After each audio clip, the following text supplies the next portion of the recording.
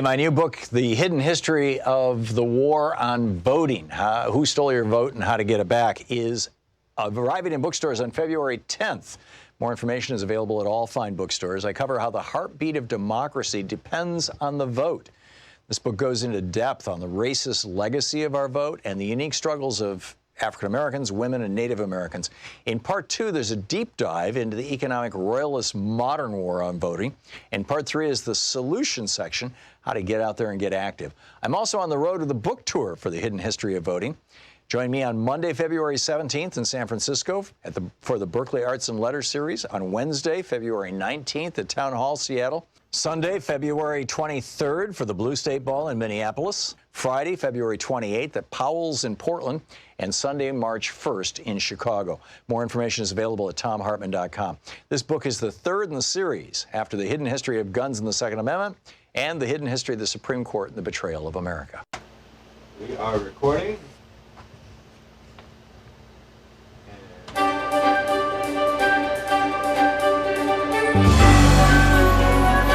Our book today in the Thom Hartmann Book Club is The Black Panthers, Portraits from an Unfinished Revolution, edited by Briasha and Yohuro Williams. This is from Chapter 1, In Defense of Self-Defense, Pathways to the Black Panther Party. People joined the Black Panther Party for many different reasons. The moment of politicization was different for everyone, but a few were commonly shared, including the 1963 bombing of the 16th Street Baptist Church in Birmingham, Alabama, and the 1965 Watts Urban Rebellion. A more general sense of frustration and alienation compelled others to join the Panthers' ranks. The party exerted enormous pull on the imagination of the members, especially those who had experienced police brutality. In the rebellious spirit of the times, the party's bold stance on self-defense resonated with those seeking fresh alternatives for achieving social justice and black liberation. Party members expressed a deep appreciation for other aspects of the Panthers program, including its community service programs, which grew out of a genuine love for the people. My neighborhood friend, a sister that I've known since I was about 11 years old, said, "Claudia, I want you to go with me. We're going to go and hear these Panthers speak at PS 92. Which was an elementary school in our community. I said, okay, I'll go, I'm down. I listened to these brothers speak and I heard the pitch. I saw the determination and I saw the compassion. I thought, wow, this is the feeling that I used to get when I went into clubs and popped my fingers and got on the dance floor. It was the same feeling, except it was bigger for me now. It was bigger than me. It was full of love of the people. No longer did we have to argue and fight about, what are you looking at me like that for? Or don't step on my sneaker, or this is my block. Now we really had something to fight for. We had a people to fight for. This is bigger than any gang or club. We had a goal. We had something to look forward to, which was the betterment of black people. It was most definitely something that I was searching for, but I didn't yet know what that I was searching. I didn't find it. It fell on me. That was the first meeting. That's what actually started the wheels in my mind for me to become political. I was rank and file. I did a lot of things. The easiest way to say it is just to imagine worker bees. You got one queen, everyone else works. Rank and file. Those were the worker bees. We did it all. The one thing I enjoyed the most was teaching the political education classes on 7th Avenue in front of the Harlem office. That was the most fruitful. But anything I did, it was for the love of the people. Wherever I was sent, or whatever I had to do, it didn't matter anymore because it was for the love of the people. We were trying to get the word out. If I had to sell 125 papers in a day and I got close to that goal, then I did a good job. I was originally from Queens and came out of the Corona branch of the Black Panther Party. When the Panther 21 were arrested and went to jail, in order to keep those offices open and functioning, Panthers were sent all over the city to Harlem. I was one of the Panthers that ended up in the Harlem branch. That's how I got to be there on Wednesday nights to give the PE classes, the political education classes. I was extremely nervous the first time, but once I found my voice, then it went like clockwork. A lot of the people in the community who were just walking by were like, well, let me stop and see what this little girl is talking about, because I was indeed a little girl at that time. We started off every PE class with a 10-point program, and we ended every PE class with, okay, let me hear from you guys. What do you want to see different in your community? And how are you living? Then we would get the feedback, and then we would know how to concentrate our efforts. Rent strikes were crazy, because if you had to live like that, why should you pay rent? We did clothing drives. We did food drives. We did, of course, the breakfast program. There were a lot of other things that happened, and they might have been more meaningful, but those PE classes stayed with me. We were outside on the street in front of the office. When you were giving a class or you were having a talk inside the office and there were only Panthers around you, the feeling was just different than outside on the street. The Panthers knew what you were doing because they were Panthers and they were doing the same thing. Outside, there were constant questions and answers with the people. You had to give yourself up when you were outside in that crowd. You never knew who was going to say, "We don't care about that. We don't care about you. You need to go away." There were a lot of people that just did not know where we were coming from and were afraid that if they were seen in the office or if they were seen asking questions, that they'd get reprisals, that they'd end up getting hurt. They were afraid. Things went so fast. Time seems to accelerate when you're always looking over your shoulder. At this time, it was all-out war against the Panthers, and brothers are being shot down in the street or set up or going to jail for years. We have brothers in jail since that time, 40, 41 years. We've had brothers that we've lost on the inside that we can't let the world forget. The government said, okay, we're going to lock them up and throw away the key and no one will ever care. But it's not true. We want them out. We want freedom for all political prisoners. We don't want any more of them to die on the inside. That's the biggest injustice. There were times when our cadre consisted of almost nothing but women, and that was when the brothers were locked up or had to go underground. I remember being on a front line against a policeman on horseback and being 6 months pregnant. What we wanted was a simple street light, and we got the community out there and we blocked traffic. I didn't know whether I was going to be trampled, my baby killed, but I knew I had to be there. I was an active member of the party from 1968 to 1971, and in those few years, I aged 10, 15 years. We didn't have much time to be little girls. We went straight to womanhood. Talking about these things is bringing up all of these feelings, though I hadn't thought about or touched on them for a long time. It seems that as you get older and you look back on the things that you've done in your life, you say, oh my God, I could have gotten killed then. When you're young, fear is not really in your vocabulary, and once you look back, you wonder, why wasn't I afraid? We didn't have much time to be afraid. It was all about survival. The Black Panthers. The Thom Hartmann Program. Happy Election Day. There we go. Thom Hartmann here with you. It's the Reagan Revolution rolls along. I mean, this is absolutely astonishing what's going on with Donald Trump's new budget. New Hampshire is voting. We'll be, taking your calls on any of these things. And in our second hour, Grover Norquist is going to drop by and explain to us why the Trump budget is such a marvelous thing. I said the Reagan Revolution continues. It never really stopped, right? I mean, from 1933 until 1981, we were operating under Keynesian economics, under an economic system that promotes and builds the interests of the middle class and working class people. This is what both Bernie Sanders and Elizabeth Warren are calling for our country to return to. And then in 1981, Reagan said, no, we're going to discard that. We're going to go back to Warren Harding economics from 1920 that brought us the roaring 20s and the great crash of 1929. We're going to go back to that. And here we are. The social contract, Trump's $4.8 trillion budget, cuts Medicare by $850 billion, cuts Medicaid by $920 billion, cuts Social Security by $30 billion, cuts food stamps by $181 billion, cuts education, support to education by 8%. You think student debt is bad now? You think our schools are falling apart now? Cuts Health and Human Services by 9%, just as, the world is facing an epidemic. Really? It cuts the Environmental Protection Agency by 26%. That nasty agency that, the Kochs and all the oil barons hate. Cuts our national parks, the Interior Department, by 13%. Cuts housing in the United States by 15%. And this is when the economy is on a roll. I mean, this is over $1 trillion in cuts for health care. And all these other massive cuts to Social Security, Medicare, Medicaid, food stamps, cuts for funding for the Centers for Disease Control and research into diseases like the coronavirus. It kneecaps the Environmental Protection Agency. Paul Ryan may no longer be in politics and Ronald Reagan may be dead, but the politics of greed and the top 1% continue to totally rule the Republican Party and have, frankly, an outsized influence in the Democratic Party. Until, in my humble opinion, the Democratic Party returns to the New Deal and Great Society, to its own roots in the New Deal and the Great Society, in Keynesian economics. Until the Democratic Party, as at least a solid majority of the Democratic Party, repudiates Reaganomics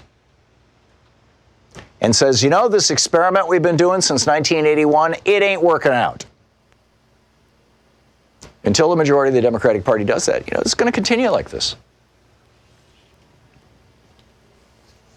The Financial Times just reported that new research from Goldman Sachs shows that, quote, the richest 1% of Americans now account for more than half the value of all stocks owned by U.S. households.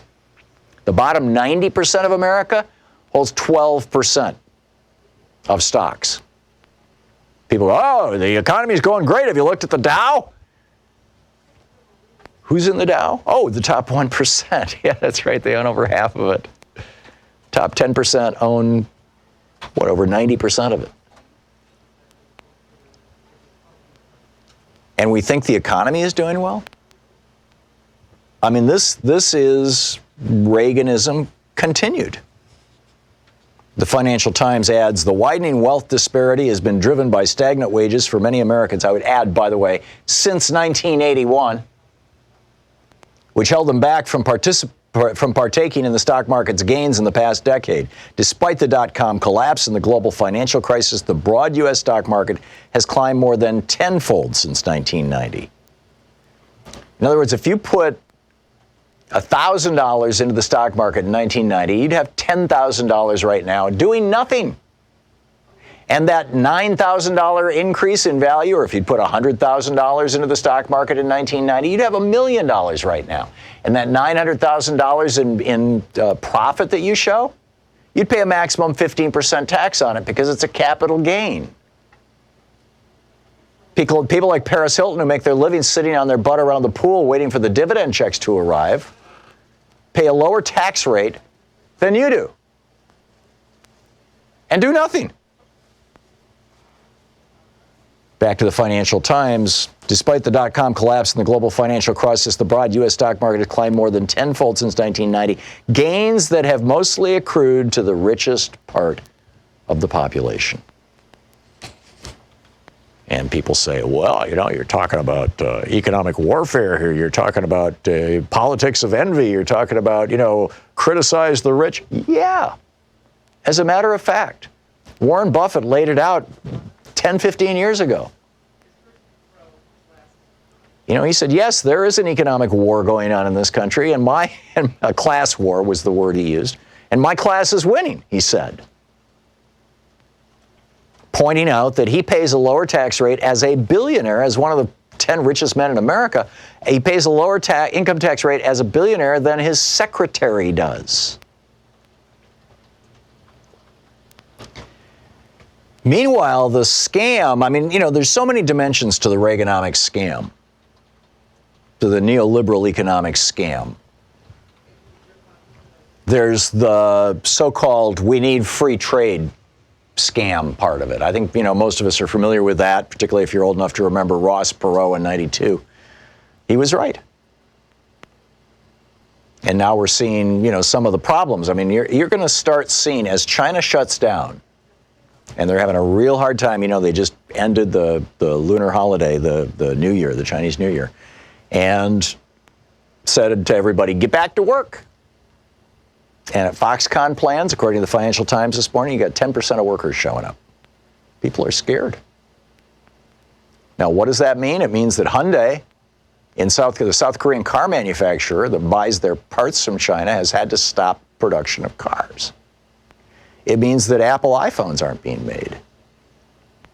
Now, what happens when that stock shock starts hitting the United States? General Motors makes engine blocks in China.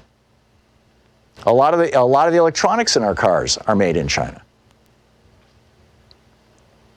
This was the point that many of us who are opposed to so-called free trade were making for a long, long time.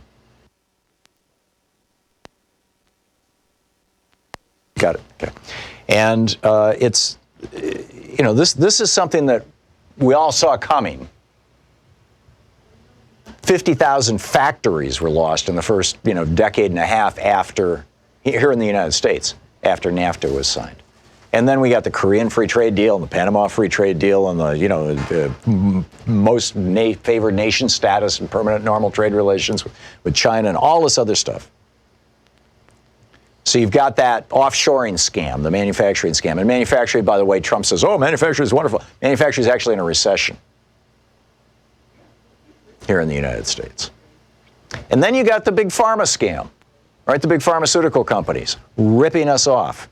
This from Utah, the state of Utah, a Republican-controlled state.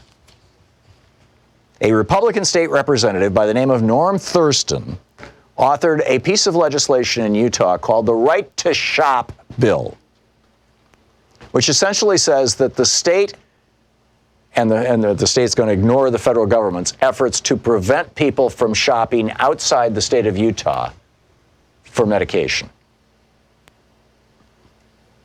The result of this is that the state itself is now paying their employees up to $500 for a round-trip airplane ride to Mexico to buy a year's worth of their prescription medications.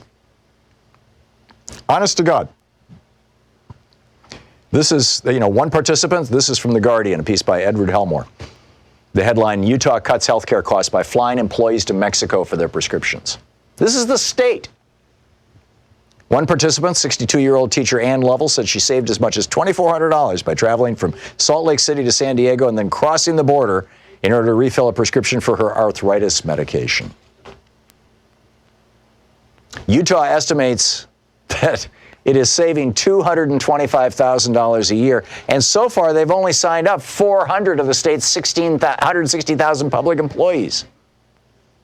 When they expand this to all 160,000 public employees, the state of Utah is going to save millions, tens of millions, maybe hundreds of millions of dollars. Because the scam continues. What's it going to take to blow up this scam? I've my personal opinion, I've said this many times in this program, I wrote a book about it, The Crash of 2016, is that it's going to take an economic disaster. I hope I'm wrong. I hope just a simple election can do it, and that election happens this year. I suppose you could say that the disaster was Donald Trump, and maybe that was enough of a disaster to cause people to go, what the hell is going on here? And start reconsidering how they're voting. This is the Thom Hartmann Program. 16 minutes past the hour. We'll be right back with more of the news of the day and your calls. By the way, my new book is out. I'm going to riff about that in a minute.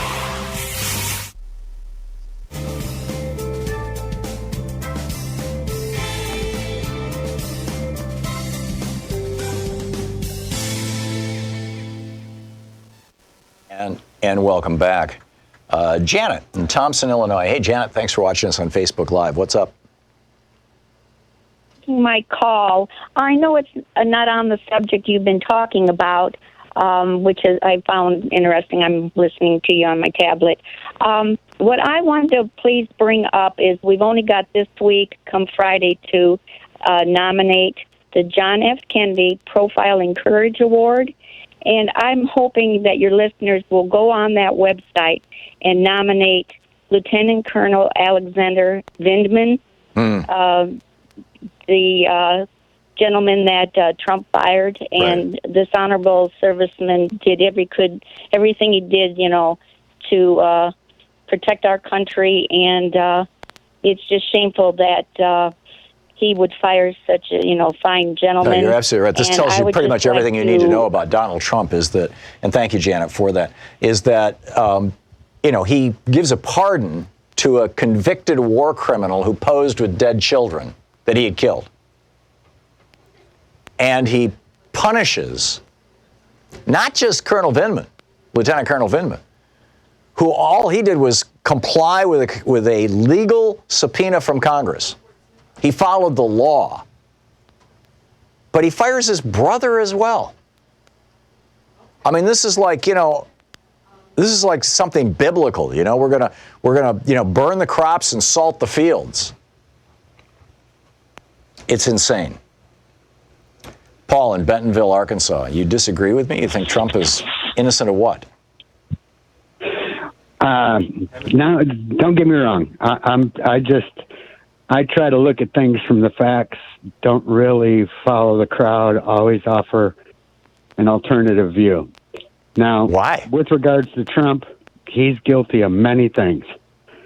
The phone call, I don't think so. Well, then you haven't read the partial transcript, the 10-minute transcript of that 20-minute phone call. And you haven't listened to the testimony of the people who listened to that phone call. Tom, relax. If you're talking, the young lady before me talked about Lieutenant Colonel Vindman. Now, I've seen maybe one or two articles on it. Haven't seen anything since. What I understand was after the election in Ukraine, Lieutenant Colonel Vindman went over there with ex-Governor Perry and 4 or 5 other people. There was a meeting to find out what he was going to do with the so-called corruption and all that information. They came home and were supposed to have a meeting with Trump to explain everything that went on in that meeting.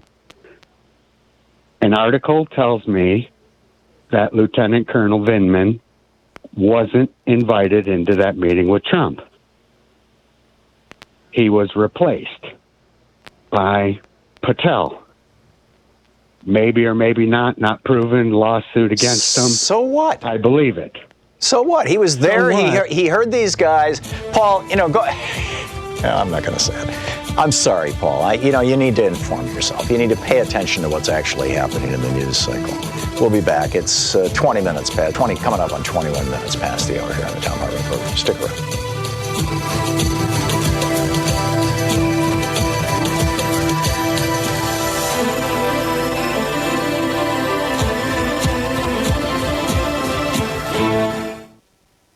Our free Hartmann Report podcast recaps the show every day. It's available wherever you find great podcasts.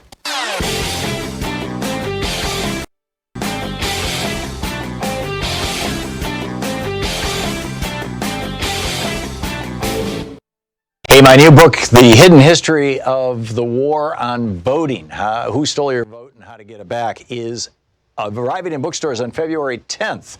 More information is available at all fine bookstores. I cover how the heartbeat of democracy depends on the vote. This book goes into depth on the racist legacy of our vote and the unique struggles of African Americans, women, and Native Americans. In part 2, there's a deep dive into the economic royalist modern war on voting. And part 3 is the solution section, how to get out there and get active. I'm also on the road to the book tour for The Hidden History of Voting.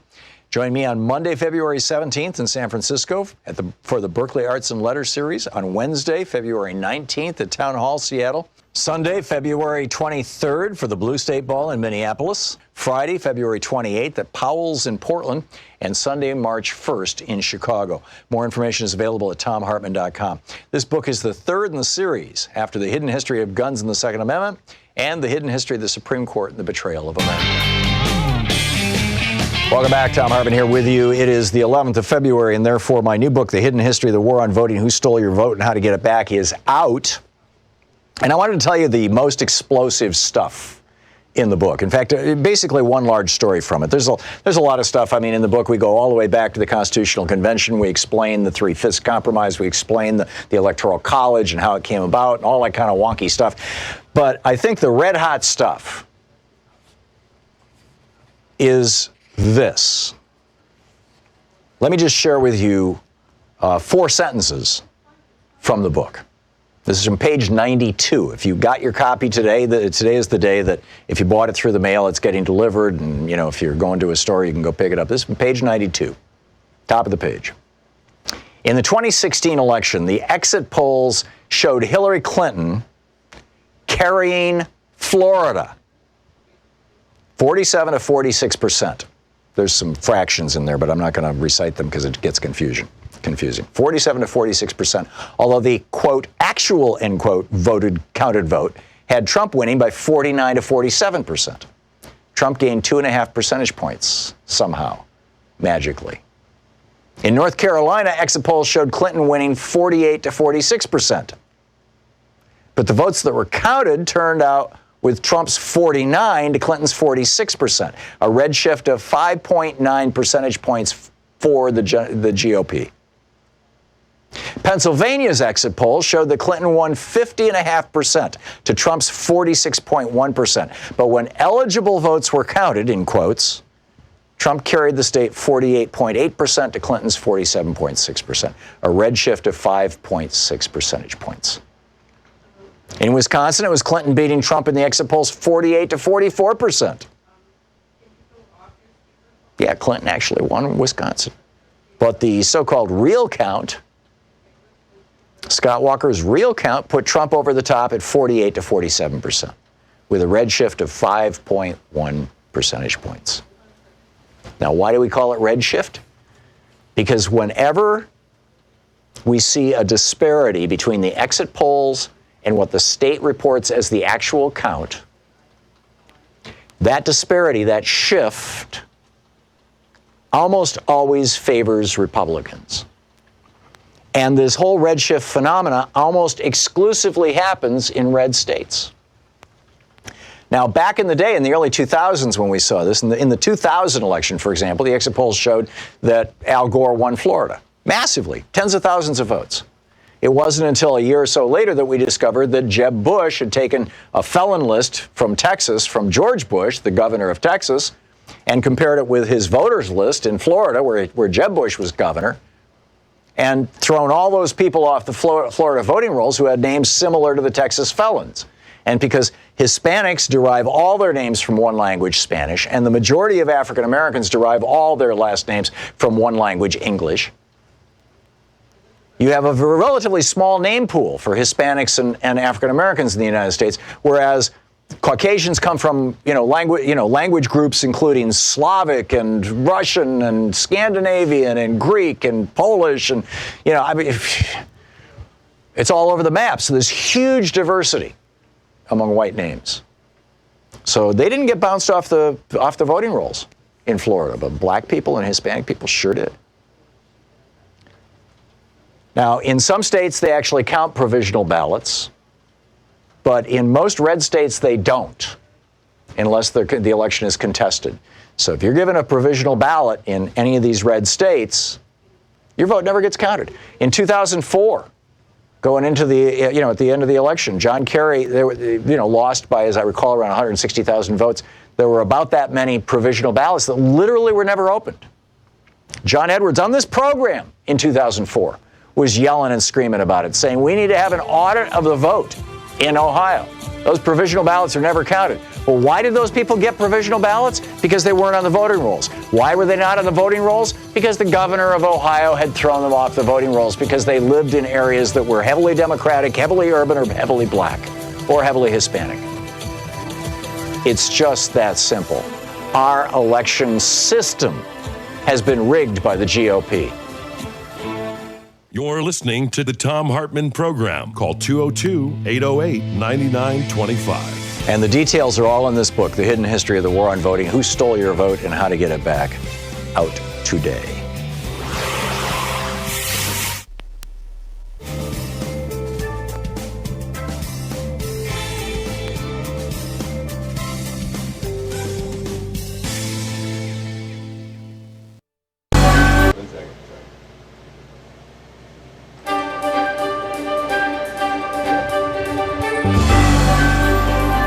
Our book today in the Thom Hartmann Book Club is Health Justice Now, Single Payer and What Comes Next by Timothy Faust. And this is from the introduction. A secret scream rings through America. It rings down the sterile fluorescent hallways of our hospitals. It rings over our rural towns and our native reservations. It rings through our prisons, the bellies of our great cities. It rings in our farms, in our fields, our streets and our sewers, our bodies and our blood. And we are cursed to never hear it clearly until at last we realize it has been our own mouth screaming and we are lost. A child born today inherits, in that secret, a new American squalor, the skeletal remains of the American cities, the bleached bones of the American suburbs.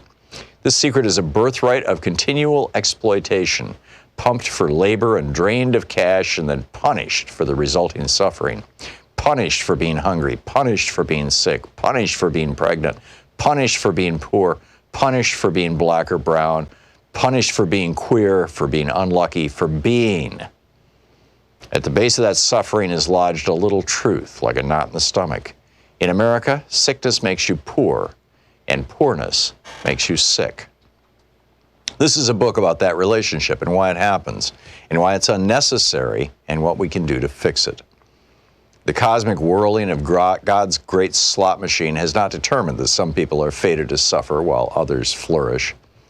We have the resources to take care of everyone, and yet we refuse to do so. Your medical debt and medical bills are unnecessary, but we have chosen to make them necessary. These are structural problems with structural causes, and many of them share roots in how we pay for health care.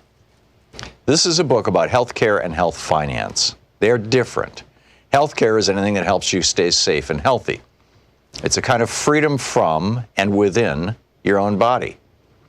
Health finance is the method by which we as a country pay for that freedom and by which we decide who gets to have it and who doesn't. Health care is more than what happens to you in the hospital. Health care is whether your home makes you sick, or your food makes you sick, or your environment makes you sick, or whether you have enough money to afford the things that keep you healthy. In America, the structure of corporate health care has convinced us that some people deserve health care and some people don't. This is a book about that corporate health finance, about private insurance and private insurers. For half a century, they've convinced us that they're the only things that keep us or could ever keep us from the utter financial ruination of illness. They've sold us different inadequate insurance plans and persuaded us that this is a form of great liberty, while chipping away at our freedoms for profit and holding our bodies and our children's bodies hostage. This is a book about single-payer health care, a health finance model in which we pool our abundant collective resources to provide health care to all people. It is a common model across the world.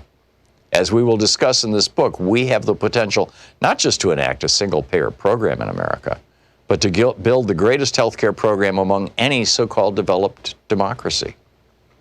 Here is my profession of faith. I believe beyond any doubt that single payer is demonstrably sound and imminently feasible. I believe a properly ambitious and well-structured single-payer program will do more than any other American social program of this generation to soothe the burns, to resuscitate the spirit, to nourish the moral will of the American people. I believe it will loosen the loathsome manacles of American health finance, an exploitative institution that profits by plundering from us our own bodily autonomy, and that anchors a larger exploitation that holds those whom we love as captive leverage to guarantee our servitude to abusive employers or domestic partners, to those who seek to dominate us both in the office and in the hospital. I believe this nation owes its people, whose labor has created its rich banquet, the safety and agency of healthcare. I believe this healthcare is greater in scope than that which happens upon an operating table. I believe that housing, food, income, and more, the components of basic human dignity, are healthcare. And I believe our work is that of striving toward justice for all people. And I therefore believe, I have to believe, that single-payer healthcare is our moral imperative. Single-payer is our tool. Single-payer is our weapon. Single-payer is our first step. But single-payer on its own is not the goal. This book is about health justice. Healthcare is personal, so I want to start this book personally by introducing two friends of mine, Steve Way and Kyle Kolick. They're two guys about my age, I'm 30, who live in North New Jersey. They're sweet, gentle people and probably the most charismatic pair of friends I've met in my entire life. They make me laugh until my face hurts, and we like watching pro wrestling together. They're also being utterly broken by our American healthcare system. and it's keeping them from living their lives. Steve has muscular dystrophy. The muscle and tissues that hold his body together are eating themselves. He's doing pretty good, all things considered. He beat his original life expectancy of 18 and now probably has a long life ahead of him. Steve needs a wheelchair to move and a ventilator to help him breathe. The book, Health Justice Now, Timothy Faust. Hey, my new book, The Hidden History of the War on Voting, Who Stole Your Vote and How to Get It Back, is arriving in bookstores on February 10th. More information is available at all fine bookstores. I cover how the heartbeat of democracy depends on the vote. This book goes into depth on the racist legacy of our vote and the unique struggles of African Americans, women, and Native Americans. In part 2, there's a deep dive into the economic royalist modern war on voting. And part 3 is the solution section, how to get out there and get active. I'm also on the road to the book tour for The Hidden History of Voting. Join me on Monday, February 17th in San Francisco for the Berkeley Arts and Letters series. On Wednesday, February 19th at Town Hall, Seattle. Sunday, February 23rd for the Blue State Ball in Minneapolis. Friday, February 28th at Powell's in Portland. And Sunday, March 1st in Chicago. More information is available at thomhartmann.com. This book is the third in the series after The Hidden History of Guns and the Second Amendment and The Hidden History of the Supreme Court and the Betrayal of America. March 1st. All the information is there.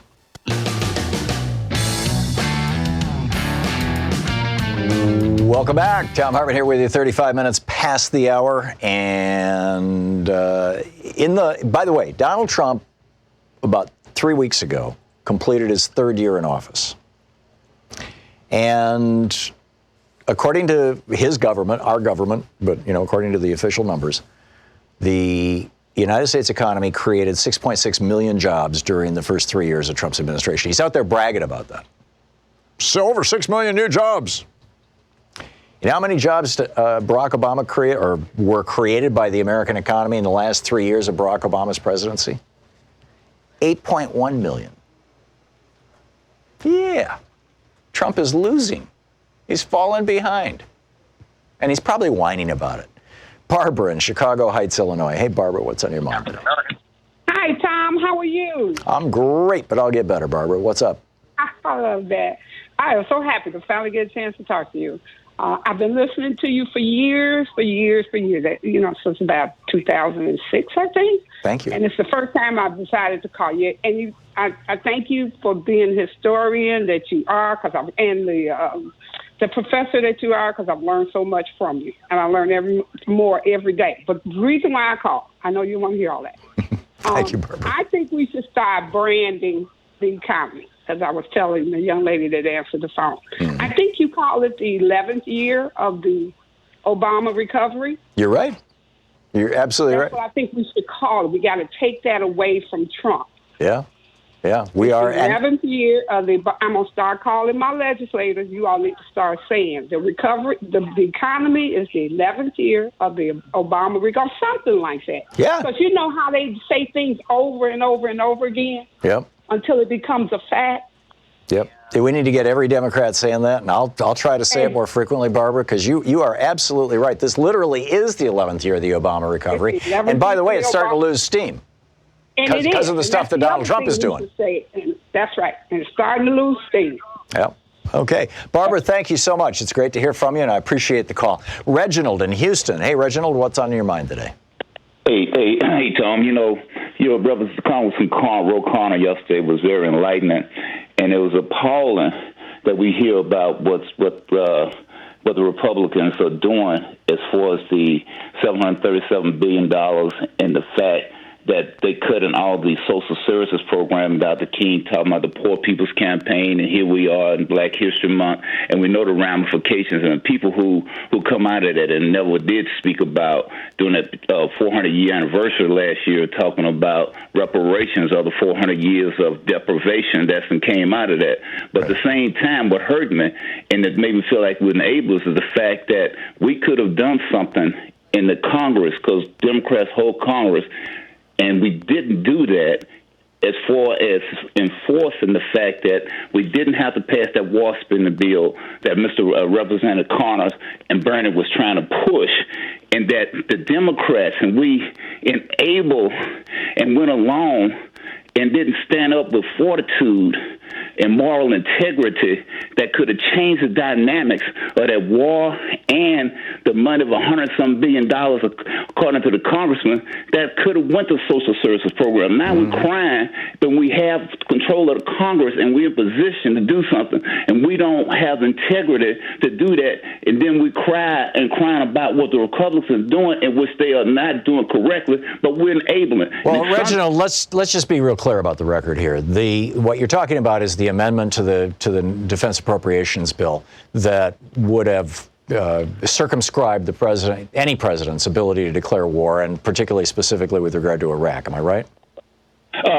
No, sir. We're going to Iran, not Iraq. Oh, Iran, yeah. Thank you. Right now, Thank you. Yeah, you're right. With the one that we're talking about that just passed on in December of 2019, two months ago. Yeah, right. The one that O'Connor and Sanders say that we are not passing this current one. Not talking about in 2001 and 3, which shouldn't have happened then. When even in 2006, when we held the Congress, and we didn't bring impeachment trials up against Bush and the war when we had control of Congress. We can go through a whole long list of recitations of things where we haven't done what we should have, and I'm not going to argue with you on that stuff, Reginald. I just want to be accountable. I'm a Democrat. I went independent last year, but I've always voted Democrat. I just want to hold us accountable so that we can be the party. I'm with you. I just want to make it clear for people who are listening to us and don't know what the hell we're talking about, that the Democrats put this into the legislation that they sent to the Senate, into the Defense Appropriation Bill, and the Senate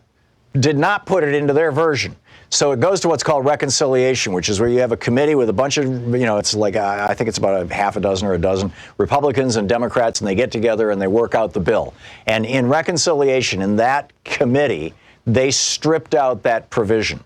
And ultimately the bill got voted on and got passed. A bunch of people who actually had some integrity said, no, I'm not going to vote for this, including Ro Khanna and Bernie Sanders and others, but not enough. And so Ro Khanna then tried to introduce this as standalone legislation. And I believe it's passed the House. I could be wrong, but it's definitely not going to go anywhere in the Senate. The problem, Reginald, is not the Democrats. I'll give you that. You've got there are some spineless Democrats in Congress, no doubt about it. But the problem is the Republicans. And if we want to do something about this, we need to take back the Senate. We need to get the Republicans out of office, and we need to vote every Republican in sight out of office. They are the warmonger party. They are the giant defense bill party and give more money to the war contractors so they can kick it back to us in campaign contributions party. The let's subsidize the oil industry party. That's what's going on. Thanks a lot for the call, Reginald. It's always nice to hear from you. Cliff in Santa Clarita. Hey, Cliff, what's up? Good morning, Fred. Yeah. Hey, Cliff. Hey, first, I didn't know America was so gullible and racist. I mean, it's a pretty tough pill to swallow. We are both. This many people. Yeah. I wasn't aware of the extent, but it's a tough pill to swallow. Well, it's sort of the good news, Cliff, is that Americans are looking around. Well, they're looking at Donald Trump and they're looking at his MAGA followers, and they're going, "Holy cow, really? This is us?" In a way, it's hopefully it's a good wake up. Although I'm sure that there were people in 1935 in Germany who were saying the same thing. Yeah, anyway. It's just the amount of people supporting him. I know there's a whole lot more Americans that aren't, but just the numbers that are, it's disturbing. Anyway, I've been a Bernie supporter since I started tuning into the Thom Hartmann program many, many years ago. I never missed Brunch with Bernie. I even called in and spoke to him a couple of times on your show. Mm. But what I'm watching on the corporate news, mainly MSNBC lately, it's pretty disturbing, but not unexpected. MSNBC, it seems to me, has been doing everything they can for weeks now to kneecap Bernie Sanders.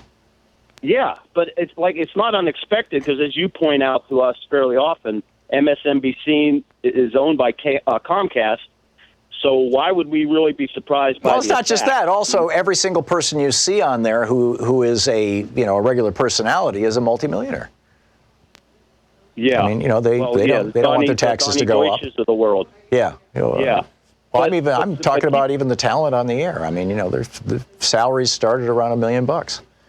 Oh yeah, the leads. Yeah, I understand, but see, keeping their corporate grip on our politics is good for their bottom line. Yep. And Bernie wants to raise corporate taxes, which would cost the media corporations like MSNBC lots of money. So nothing's more important to the corporations than money. We can trace everything back to money. So the attacks on Bernie will continue from corporate America, as well as, the DNC and other. Yeah, I mean, remember Les Moonves on that investor call when he said, Donald Trump, he may be terrible for the country, but he sure is good for CBS. Keep it up, Donald.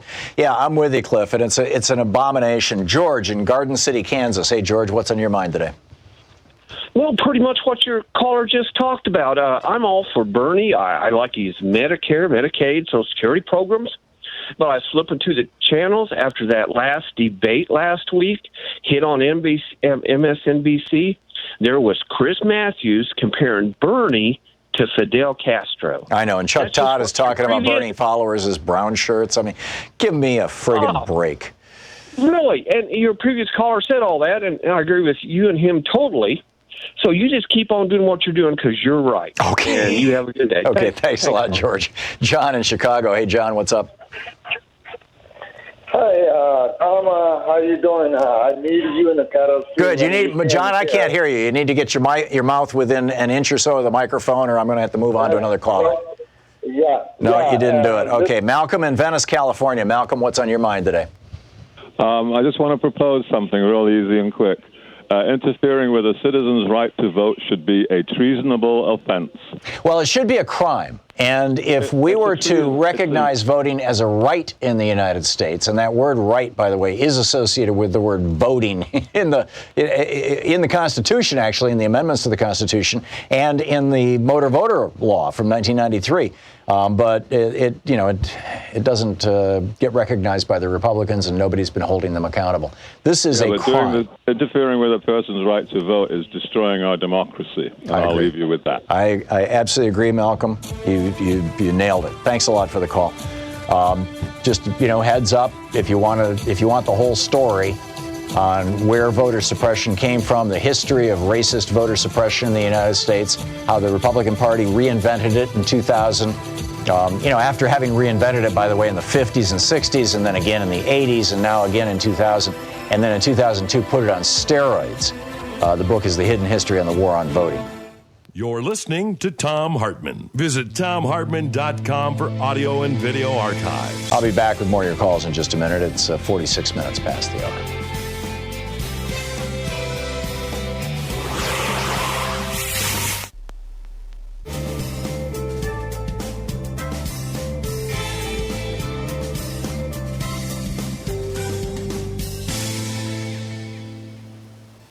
And welcome back. Chuck in Redondo Beach, California. Hey, Chuck, what's on your mind today?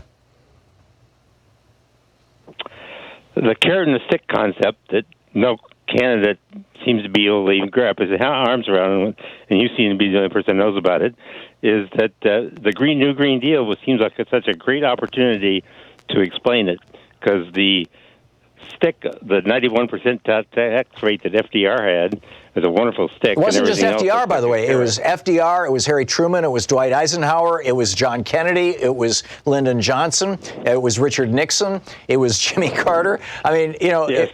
Lyndon Johnson dropped it from 91 down to 74%, but it was 74% right up until Ronald Reagan became president. It was always above 50%. It made all the difference in the world. But the New Green Deal, it shows how Green New Deal. The carrot part of it, how wonderful it is, because if we have a 91% tax rate, 83% Piketty says, but that number doesn't exactly matter. The real thing that really matters is, okay, corporations, if you invest in solar, guess what? You probably don't have to pay any taxes, but if you don't, you pay 91%. Right. And it seems like that's so obvious, and it's a good way for Bernie or anybody to explain it. I know that Bernie believes in the carrot and stick, but the New Green Deal seems like just a wonderful example of having a high tax rate and say you pay the high tax rate, but if you invest in solar, your taxes go away. Yeah, and let's add that people like you and me, Chuck, would not be paying that tax rate. I mean, when the top tax rate was above 70%, there was a very tiny percentage, probably fewer than 0.5% of Americans who were paying anything close to that tax rate. And that's right. That's exactly my point. That's what the carrot and the stick is all about. Yeah. That tax rate is not. Nobody wants that. And as you said, revenue is only 5% of of the picture there.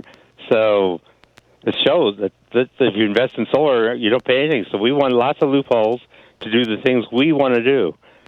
We the people. Yeah, you're absolutely right, Chuck. And what we have done historically is we have provided incentives to people to the whole idea is provide incentives to people to do the right thing and discourage them from doing the wrong thing.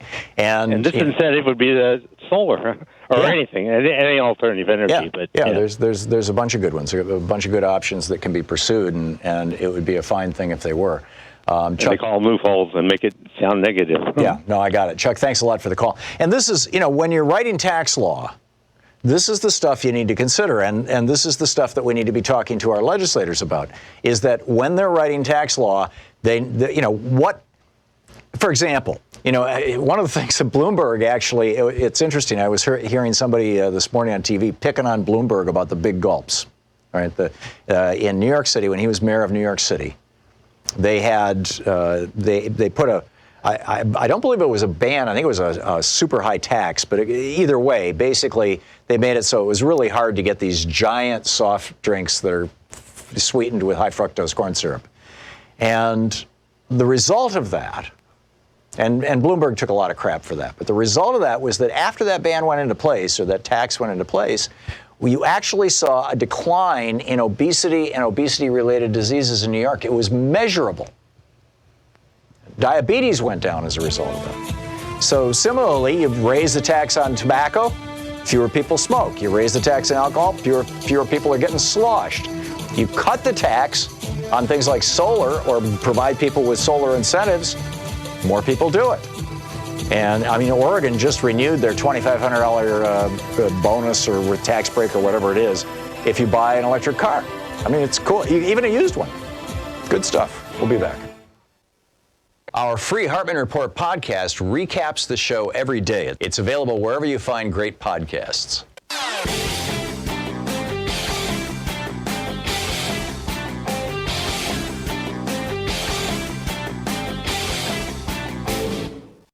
Hey, my new book, The Hidden History of the War on Voting, Who Stole Your Vote and How to Get It Back, is arriving in bookstores on February 10th. More information is available at all fine bookstores. I cover how the heartbeat of democracy depends on the vote.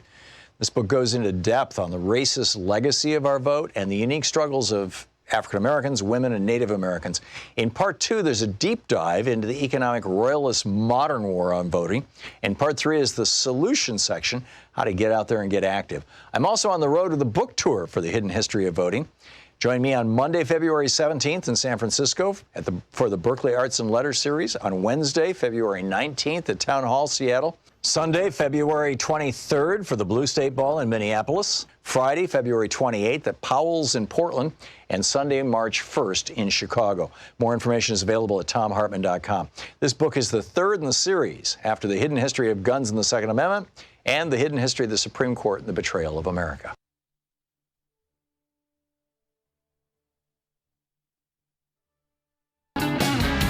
And welcome back. Rudy in Atlanta. Hey, Rudy, what's on your mind? Hey, Tom, my friend. How you do? Good. What's up?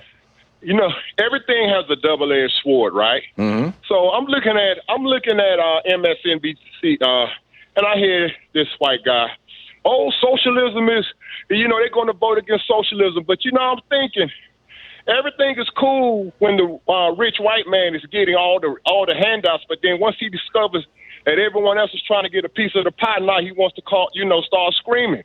And it's just, Bernie Sanders is the only one that has enough balls to say, hey, you need to start cutting this pie a little bit so everybody else can eat. Or one day when your kids wake up and realize that you've been lying to them about everything, now you got something to deal with.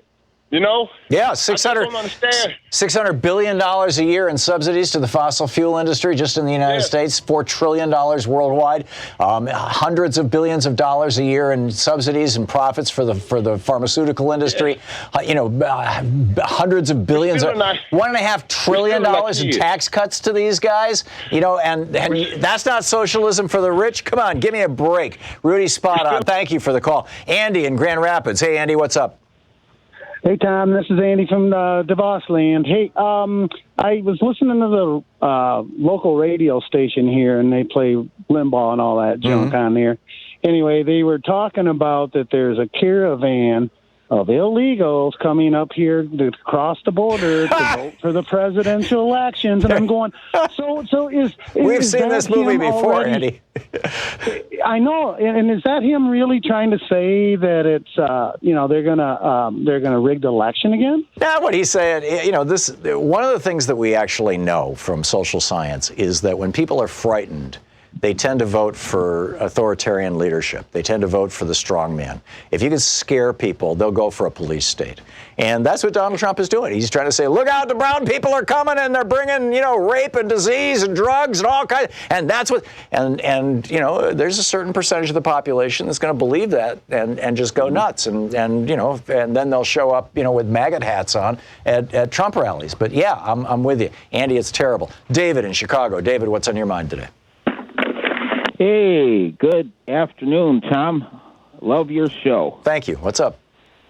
Okay, I would like to ask Mr. Norquist, you could ask him, I'm assuming he's a Republican, why it would be okay for example, for Social Security to be taken away from the disabled, blind, people in wheelchairs. I'm blind. I'm 66 years old. And I've been receiving Social Security ever since I was 19. I was orphaned at 16 after losing both of my parents, and I got my dad's Social Security. So I'd like to know what the Republicans would expect me to do if they considered me able-bodied enough to be taken off of Social Security, because that's what I believe would happen. The simple answer, David, is that Republicans, libertarians, right-wingers in general believe that people like yourself, people who are blind or disabled in other ways, should be living off the generosity of people who, because of their superior intellect and competence, have very, very high incomes and lots of wealth. It's so bizarre. I mean, even, Atlas Shrugged, the book that everybody points to, Ayn Rand's book, is about a sister and brother who inherited a railroad from their fathers. But somehow inherited wealth is wonderful stuff. And those terrible railroad workers, they're the takers, not the makers. That's their pitch, David. That, Ron Paul. What would they expect me to do? I'd like to work, but They want disabled people to beg. They want you showing up at the local church saying, "Please help me." And I started to say they want you showing up at the home of the local rich people saying, "Please help me," but they definitely don't want that. Local rich people, oh boy. Yeah, I don't know that we have any of those in Chicago, but we might have some. Yeah, you do, but this is no way to run a country, and it's no way to take care of people. I mean, this is the real difference between the Democratic and Republican Party. The Democratic Party views everybody as part of a family. We are all members of a family, even the dysfunctional ones among us. We're all members of a family, and we look out for each other. Even I want the maggot hat people to get Social Security and decent coverage. On the other hand, the Republican Party doesn't view us as a family. They view every single person as a standalone entity. Margaret Thatcher famously said, there is no such thing as society. There's only a collection of individuals. And as individuals, each individual will stand or fall based on their own merit. And they call that a meritocracy. And I think it's just criminally cruel. David, thank you for the call and for highlighting the reality, the bizarre reality of Republican policies. We're hitting the top of the hour here. We'll be back. Grover Norquist is going to drop by and explain to us how wonderful Donald Trump's budget is. Stick around.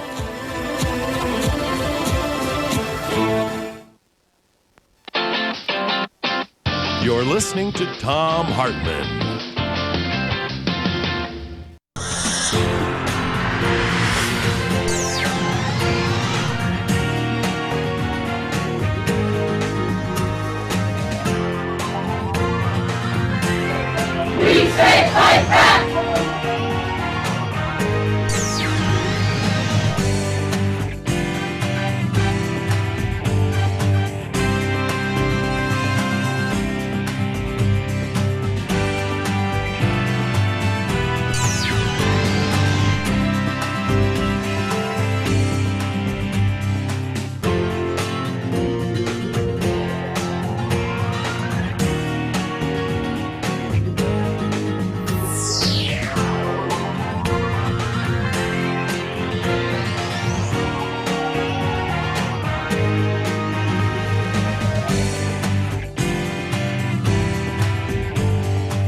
Book on the Thom Hartmann Book Report today, or Book Club today, is Cuban Women Confront the Future. It's an interview with Vilma Espin.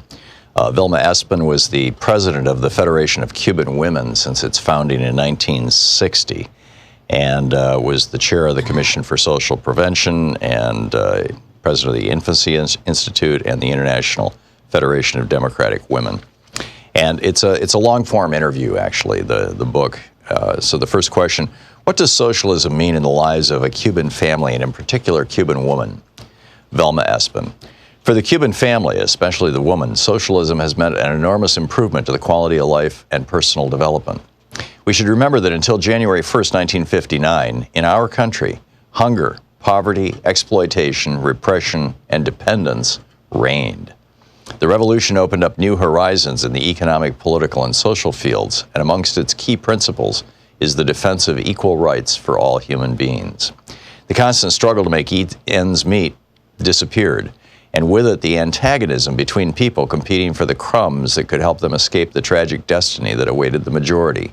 Thus the family, the basic cell of society, could develop in a rounded way. Our revolution assured all Cubans the chance to exercise each one of their inalienable rights. Each citizen is assured that food prices are reasonable and that education and medical services are free.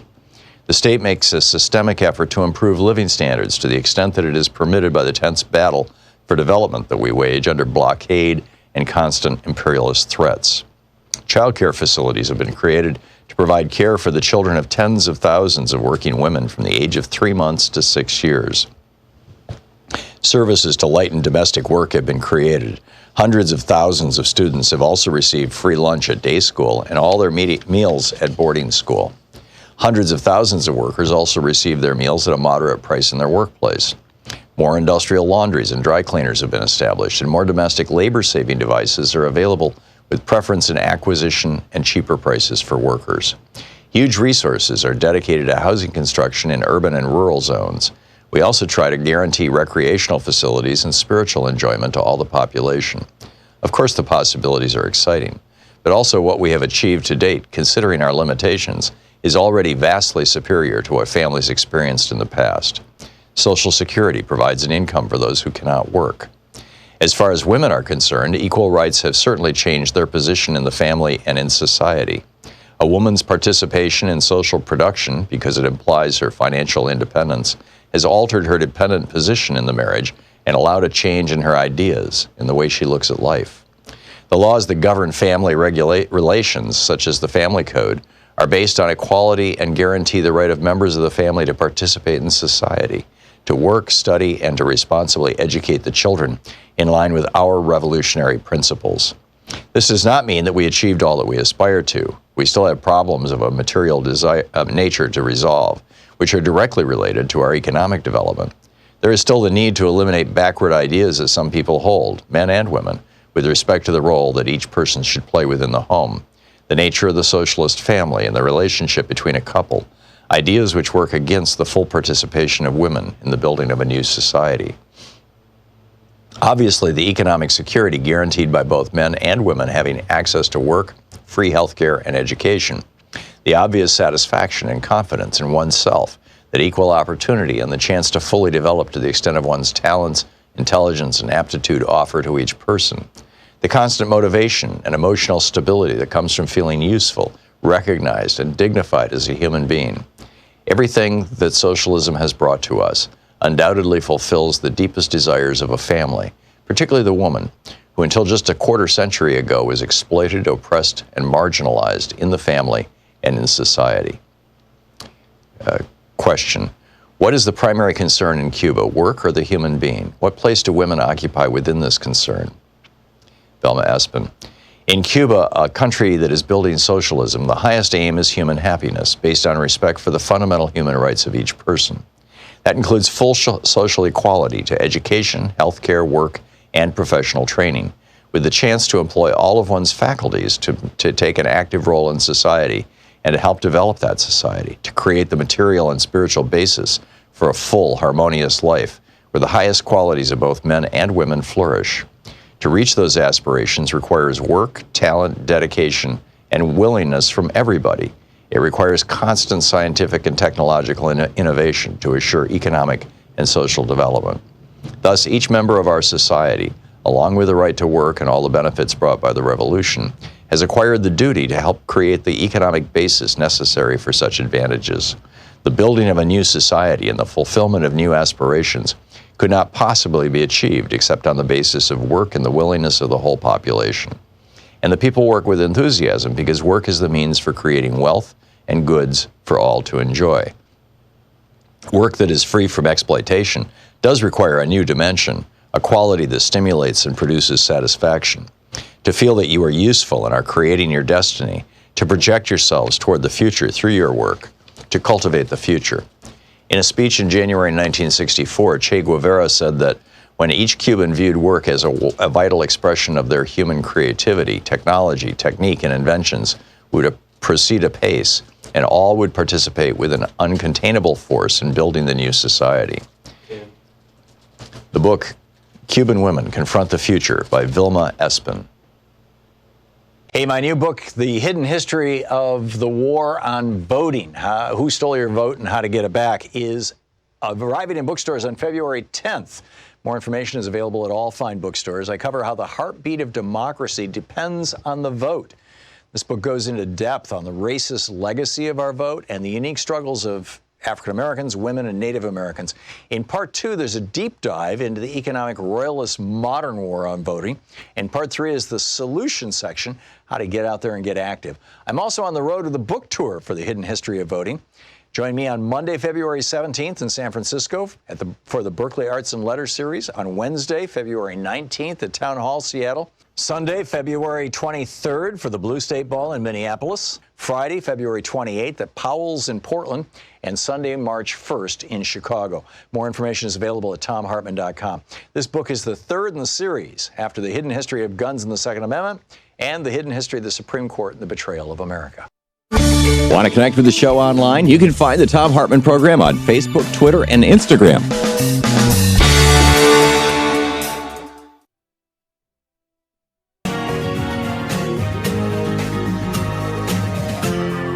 This is the Thom Hartmann program. And welcome back. Thom Hartmann here with you. On the line with us is Grover Norquist, the founder and president of Americans for Tax Reform, ATR.org. You can tweet him at Grover Norquist. And Grover, welcome back to the show. Good to be with you. It's been a while. So, you've been a champion your whole life for cutting taxes on rich people and corporations, and then, cutting health care and cutting Social Security and cutting food stamps and cutting education. You must be very happy with Trump's new budget. $850 billion in cuts to Medicare, $920 billion in cuts to Medicaid, $30 billion in cuts to Social Security. I mean, are you partying tonight? Well, actually, I'm not in favor of cutting any of those programs. I do think they need to be reformed. You don't right. You don't cut a significant program because you say, okay, down 2%. Well, what 2%? There's stuff that's wasteful. There's stuff that needs to be done better.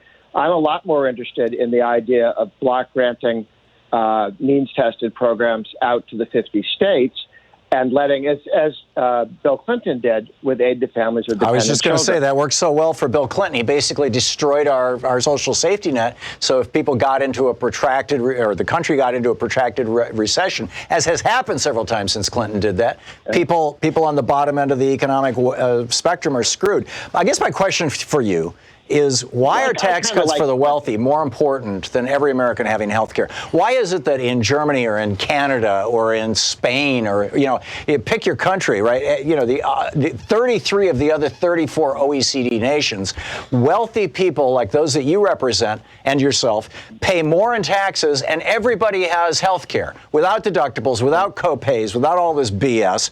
I mean, now you got Utah sending literally their state employees to Mexico to buy their prescriptions. Why is it more important to have tax cuts for the wealthy than for Americans to have health care? Well, I think that what you have to look at is the comparison between the United States and Sweden or Denmark or the countries you were mentioning. What's the difference between us and them? They tax rich people more? No. 12 of them had wealth taxes. 8 of them got rid of them. The difference is how they tax the middle class. They have a value-added tax across Europe, 20%, 25% in Sweden. In the United States, people pay 5, maybe 8% on a sales tax.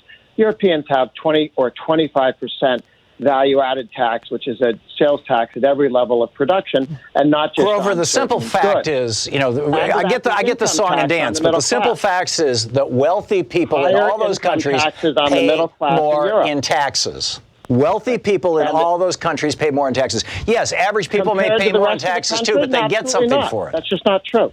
That is not true.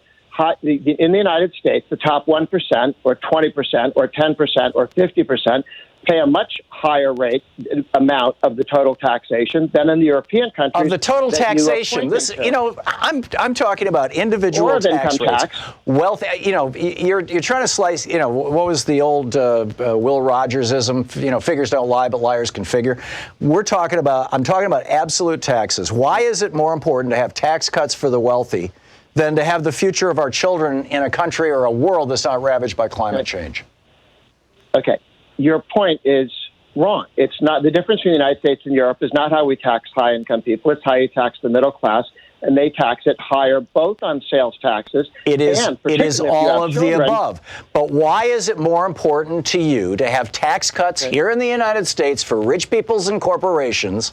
The folks that you represent as a lobbyist, why is it more important to you to have those people have tax cuts than for Americans to have health care, for us not to be ravaged by climate change, for us not to have roads that are crumbling and schools that are falling apart? Why is that so important? I don't get it.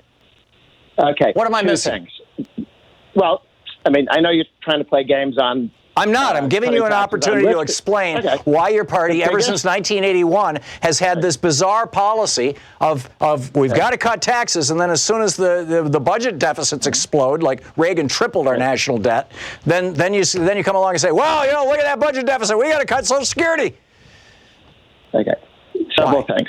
One, I'm opposed to taxes at all levels. The Democrat most likely to be the nominee is Mr. Bloomberg, who revels in taxing poor people. You saw his speech at the International Monetary Fund where he said it's great to have regressive taxes because you can push poor people around and tell them to stop using salt or drink soda, all the things that he likes. He's smarter and better than the average person. And the establishment left loves to have nanny state taxes. I oppose those. The big fight we're having across the country is tax. Wait a minute, let me get this straight. I just asked you why you want to cut taxes on billionaires and then cut people off Social Security, and you're telling me that you don't want there to be taxes on things like big gulps and tobacco and alcohol to discourage people from using those things because you don't like social engineering. That was not my question. Yeah. Well, I know, but I'm not interested in your fantasy about what I do for a living. I'm here fighting against vaping taxes every day, and you have me doing something else. Vaping taxes? You can argue with somebody else if you want. You said you're fighting against vaping taxes? Oh, absolutely. Are you kidding? It's a big move to try and tax vaping so people won't quit smoking cigarettes. Cities and towns and the federal government make a lot of money off of tobacco. They don't tax vaping at present, although they'd like to. And every time millions of people have shifted over, we got 14 million people who vape and either have quit smoking completely or largely. Teen smoking is at historic lows because the people who... teen vaping is at historic highs. 98% of the people who vape, teenagers who vape, have started with cigarettes and not the other. Only 2% didn't start with cigarettes. So that's the fantasy that the tobacco people have put out and that the advocates of higher taxes have put out. We have very low cigarette smoking among teenagers, and one of the reasons is vaping. It's the reason why. If you keep cutting taxes on wealthy people in the United States and big corporations, I mean, you've got on everybody. Okay, you keep cutting those taxes. Taxes are too high on everybody. How do you propose? We had a guy from Chicago who called in the last hour. He said, "I'm blind," and Trump is talking about cuts to Social Security disability insurance. What am I supposed to do? What's he supposed to do, Grover? Well, that's why the important thing is to reform some of these entitlements that we have. If you had taken your Social Security payments, FICA taxes, and put them in the stock market over the history of the last 70 years, you'd be much better off. The reason why a lot of lower-income people don't have wealth is that what they should be saving is taken So from in them other words, Social somebody who's Security born taxes. blind should be putting their money in the stock market throughout their lifetime. Am I really hearing that? What we're trying to do is make the situation better for all people. Not everybody in the country is blind. Well, we have 401ks. You can put your money in the stock market if you want. You get a tax break for doing it. The government takes 15% of your income for Social Security and gives it to somebody else next week. It's not saved for you. The reason why lower-income people don't have wealth is the government has Social Security, which isn't a wealth life savings accumulation. They'll give you income if you live to 65. Not After everyone Social does. Security started in the 30s, we saw an actual decline in deaths from older people, from diseases of poverty, malnutrition, and even freezing to death in the winter. And how much better would we have been able to help people if you'd let them save and invest that money? You would both. Nobody's save preventing people from saving money. The government takes if you're low income and the government takes 15% of your income for Social Security taxes, that's money that you're not saving. No, but here's the thing you're missing, Grover. This is the same thing with taxes. The labor market out there is an after-tax market. People, apply for jobs, work for jobs. Employers base pay on what people take home, not on what their gross pay is. So if you've got 15% of your income, and it's really six and change percent of your income, and then it's matched by your employer. But let's say we'll use your number, 15%. You'd be happy giving it to you. Yeah, let's say that all of a sudden you pay that tax. The average working person is no longer paying Social Security taxes, and everybody gets a 15% increase in their take-home pay. What's the average employer going to do when they know that those employees will work for 15% less? What are they going to do? Well, you've got it backwards. No, what they're going to do is they're going to start cutting wages. This is why every time there's a tax cut on the middle class, over the next 3 years, wages go down. Every time there's a tax increase on the middle class, over time, wages go up. It's why McDonald's workers at minimum wage in Denmark are making $18.75 an hour because they're paying 35% taxes. Their take-home pay is the same as it is. It's actually a little higher than it is here. And the prices are higher in Europe as well, which takes away from some of the benefits. My point, but the standard of living is better. Okay. You pay somebody to work for you up until the point at which how much they can produce. No, you're missing my point. If somebody is wrong. If you're saying that people should take 15% out of their pay and put it into the stock market instead of having the government take it out of their pay to begin with, so they never even see it. If that's what you're suggesting, what I'm telling you is that employers will not be providing them with that 15%. Okay. That's where you're wrong, because an employer doesn't care whether they're paying you $10 an hour, $3 of which is taken in taxes, or $10 an hour in which you get to keep it all. They pay $10 if you can produce $10. This is called classical economics, and it is true. Yeah, no, the employer doesn't care if they're paying you $10 an hour or $13 an hour, and $3 is taken from the government, or $10 and none is taken from the government. At the end of the day, the labor market says that job is worth $10 an hour take-home pay.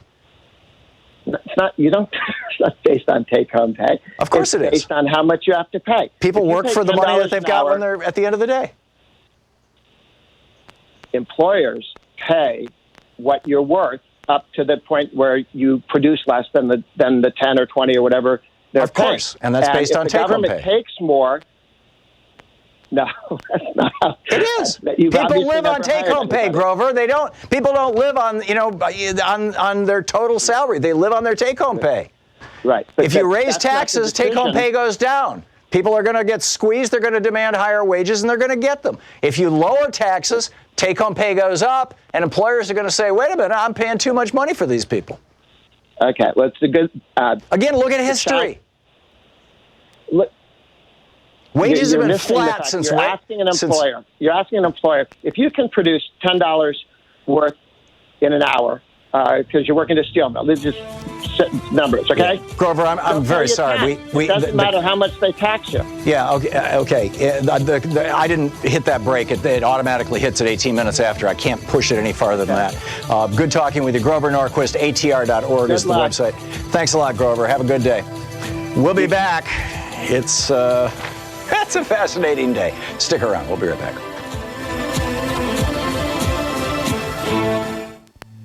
This is the Thom Hartmann Program. We'll be right back. It's 18 minutes past the hour.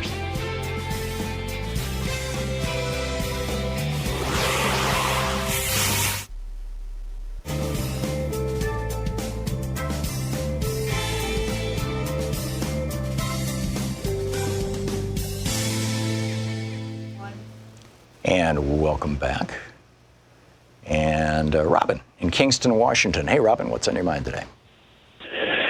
Well, I just, pretty tough to follow Grover Norquist, but let's just try to get the sun up on the horizon here and have a little bit more of a productive conversation as to where we want to go in lieu of where we are. I've called to just give a few things to do instead of complaining, like kind of to do to, I'm a Bernie guy, to help Bernie. And so I just would like to make a point that in Trump's rally last night up in Manchester, there really weren't very many protesters, and I think that's a good thing because all of us have way more important things to do. And then I just reached out to the Bernie campaign, and I gave them a slogan which can go on a T-shirt or can go on a bumper sticker, and the slogan is Bernie, not billionaires. And it's simple and it's straightforward, and it takes care of everybody that he is in front of him as far as I am concerned. And then another thing that can be very positive, and I'm always talking on your show because I'm in my 8th decade and I am talking to my group, 50 to 90, and I'm going to encourage them to put a hold on what they've been doing for decades now, which is gray-splaining. The gray-haired elderly people have been explaining things to the kids, and I'm going to say let's put that on the back burner right now, and why don't we start gray listening to Alexandria Ocasio-Cortez, to the Sunrise Movement, to so many of the youth that are really standing up. I think it's time for us to treat them in a really different and a positive way, and whatever. And then here's a little cute little thing that I would like to just ask. You know what a chia pet is, right? I remember the craze from the 90s, as I recall, the 80s maybe. Yeah. Right, and it was a little thing that you could just add water. It had a bunch of seeds in it, and all of a sudden, within days, you would have this little interesting green plant. So chia pet was just add water to this thing, and you'd have the shape of a little type of an animal. Just add water, and you have a plant. Right. Well, here's my cute little thing. It's because I believe it truly, okay? I maintain that Buttigieg is a Manchurian candidate. I've said that before. So my cute little thing is, let's call him who he is, Chia Pete. You just get a Harvard. Robin, I'm going to stop this right now. I just, now is not the time for the circular firing squad. I have some differences with Pete Buttigieg. He's out talking now about how we've got to balance our budgets. Yeah, it's not a bad idea, but it's nothing to build a campaign around. But if he's the nominee for president, I'm going to do everything I can to get him elected. And the same is true of every single person in this race, including the billionaire who's not in the race. I'd even campaign for Mike Bloomberg. Anybody but Trump. We are facing the possibility of the end of this experiment, the American Democratic Republic. If Donald Trump is reelected, he's going to go full dictator on us. And for us to sit around and go, well, this guy isn't good enough, or that one's not perfect enough, or I'm not going to. No. It's not going to happen on this show. It's 22 minutes past the hour. We'll be right back. Talk media for the sane among us, the Thom Hartmann Program.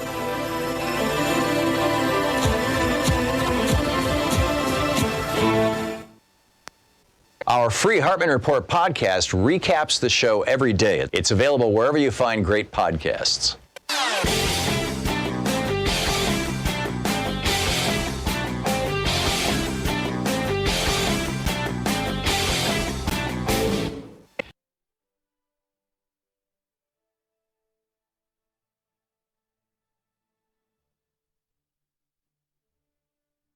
Hey, my new book, The Hidden History of the War on Voting, Who Stole Your Vote and How to Get It Back, is arriving in bookstores on February 10th. More information is available at all fine bookstores. I cover how the heartbeat of democracy depends on the vote. This book goes into depth on the racist legacy of our vote and the unique struggles of African Americans, women, and Native Americans. In part 2, there's a deep dive into the economic royalist modern war on voting. And part 3 is the solution section, how to get out there and get active. I'm also on the road to the book tour for The Hidden History of Voting. Join me on Monday, February 17th in San Francisco for the Berkeley Arts and Letters series, on Wednesday, February 19th at Town Hall, Seattle, Sunday, February 23rd for the Blue State Ball in Minneapolis, Friday, February 28th at Powell's in Portland, and Sunday, March 1st in Chicago. More information is available at thomhartmann.com. This book is the third in the series after The Hidden History. So, not sure and my apologies for devolving into the weeds there with my rant about, taxes with Grover Norquist, but this is the big thing. It's the key to the whole Republican tax scam thing. Is that for people who don't have control over their own income, for people who work for a living, taxes are completely irrelevant. When taxes, income taxes anyway, well, actually even things like sales taxes, and his example of the value-added tax in Europe is the perfect example of it.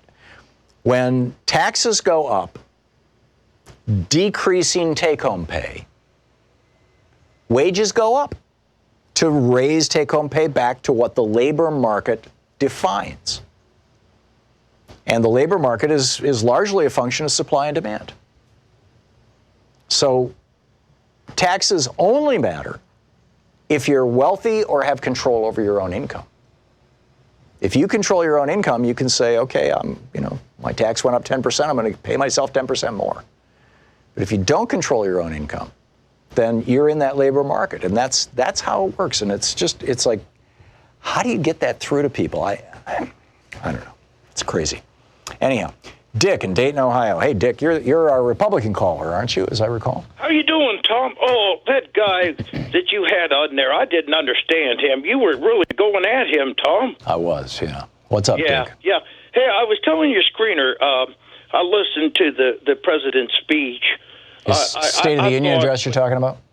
Yeah, the State of the Union. I was pretty happy. The only thing that I didn't understand, though, was isn't it really bad to tear a piece of paper up in front of the American public like Nancy Pelosi did? Yeah, it really is. It's almost as bad as sexually assaulting 20 women. It's almost as bad as lying 16,000 times. It's almost as bad as conspiring with 2 different foreign governments to try to get yourself reelected. It's almost as bad. Yeah, come on, Dick. And I'm wondering, this. I've been following a little bit of this party. The what is it? The primaries. Mm-hmm. Do you think that Joe Biden and Bernie Sanders have a chance? I mean, suppose Joe Biden goes. If he's going to go with. Run against President Trump. Do you think him and Sanders have a chance in America? I think that a dead cat, Bill the Cat's hairballs, have a chance against Donald Trump. Donald Trump has never hit 50% in the approval polls. I don't think that that's been the case with any president in my lifetime going into an election. So, yeah, I think any Democrat. In fact, we just saw the Monmouth University poll just came out. Bernie Sanders most easily beats Trump.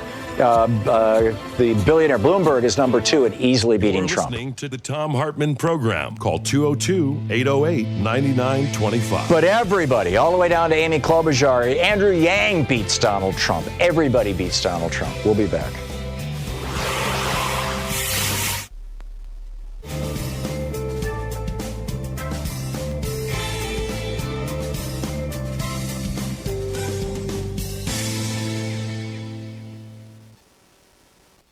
This is the Thom Hartmann program.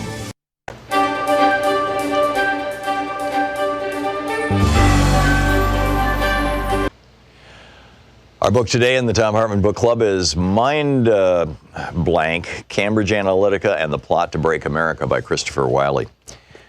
My life now looks, this is from the Revelations chapter, next to the last chapter. My life now looks like that of a paranoid man, but after being assaulted in the street, receiving threats from rogue private security firms, having my hotel room broken into late at night as I was sleeping, and experiencing 2 hacking attempts on my email in the past 12 months, it's only sensible to be cautious. When I had my flat checked for security risks, the TV was deemed a risk, as it could be used to watch or listen to me without my ever knowing. As we dismantled it, I smiled at the irony of a TV that watches you. In the days leading up to the story's publication, when Facebook began sending me legal threats and escalated my case up to its deputy general counsel and vice president, my lawyers realized that the company saw my whistleblowing as a major threat to its business. Having experience on other hacking cases, my lawyers knew what companies backed into a corner were willing to do. But Facebook was different. They did not need to hack me. They could simply track me everywhere because of the apps on my phone, where I was, who my contacts were, who I was meeting. I disposed of my phone, and my lawyers bought new clean phones that have never touched Facebook, Instagram, or WhatsApp. The terms and conditions of Facebook's mobile app ask for microphone and camera access. Although the company is at pains to deny pulling user audio data for targeted advertising, there is nonetheless a technical permission sitting on our phones that allows access to audio capabilities. And I was not an average user. I was the company's biggest reputational threat at the time. At least in theory, audio could be activated, and my lawyers were concerned that the company could listen in on my conversations with them or with the police. Facebook already had access to my photos and my camera, which put them in a position to not just listen to me, but also to see where I was. Even if I was alone in the bathroom taking a shower, I wasn't ever really alone. If my phone was there, so was Facebook. There was no escape. But getting rid of my phone wasn't going to be enough. My mom, dad, and sisters all had to remove Facebook, Instagram, and WhatsApp from their phones for the same reason. But Facebook also knew who all my friends were. They knew where they liked to go out, what we wrote about in messages, and they knew where we all lived. Even hanging out with my friends became a risk, as Facebook had access to their phones. If a friend took a photo, Facebook could access it. And in facial recognition algorithms could, at least in theory, detect my face in the photos sitting on other people's phones, even if they were strangers to me. As I was getting rid of my old electronics, my friends joked that it was as if I was exorcising the demons inside the machines. And one friend even brought over some sage to burn, just in case. A funny gesture, of course, but in a way it really was an exorcism. We now live in a world where there are invisible spirits made of code and data that have the power to watch us, listen to us, and think about us. And I wanted these specters gone from my life. On March 16, 2018, a day before The Guardian and The New York Times published my story, Facebook announced that it was banning me, not only from Facebook, but also Instagram. Facebook had refused to ban white supremacists, neo-Nazis, and other armies of hate, but it had chosen to ban me. The company demanded that I hand over my phone and personal computer and said that the only way for me to be reinstated was, in effect, to give them the same information I was providing the authorities.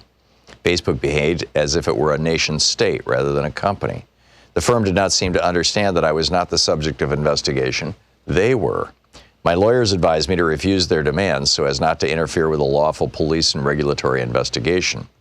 Later, when I was working with the authorities, the ban made it far more difficult to hand over evidence that was sitting on my Facebook account, and the investigation into what happened during the Brexit referendum suffered as a result.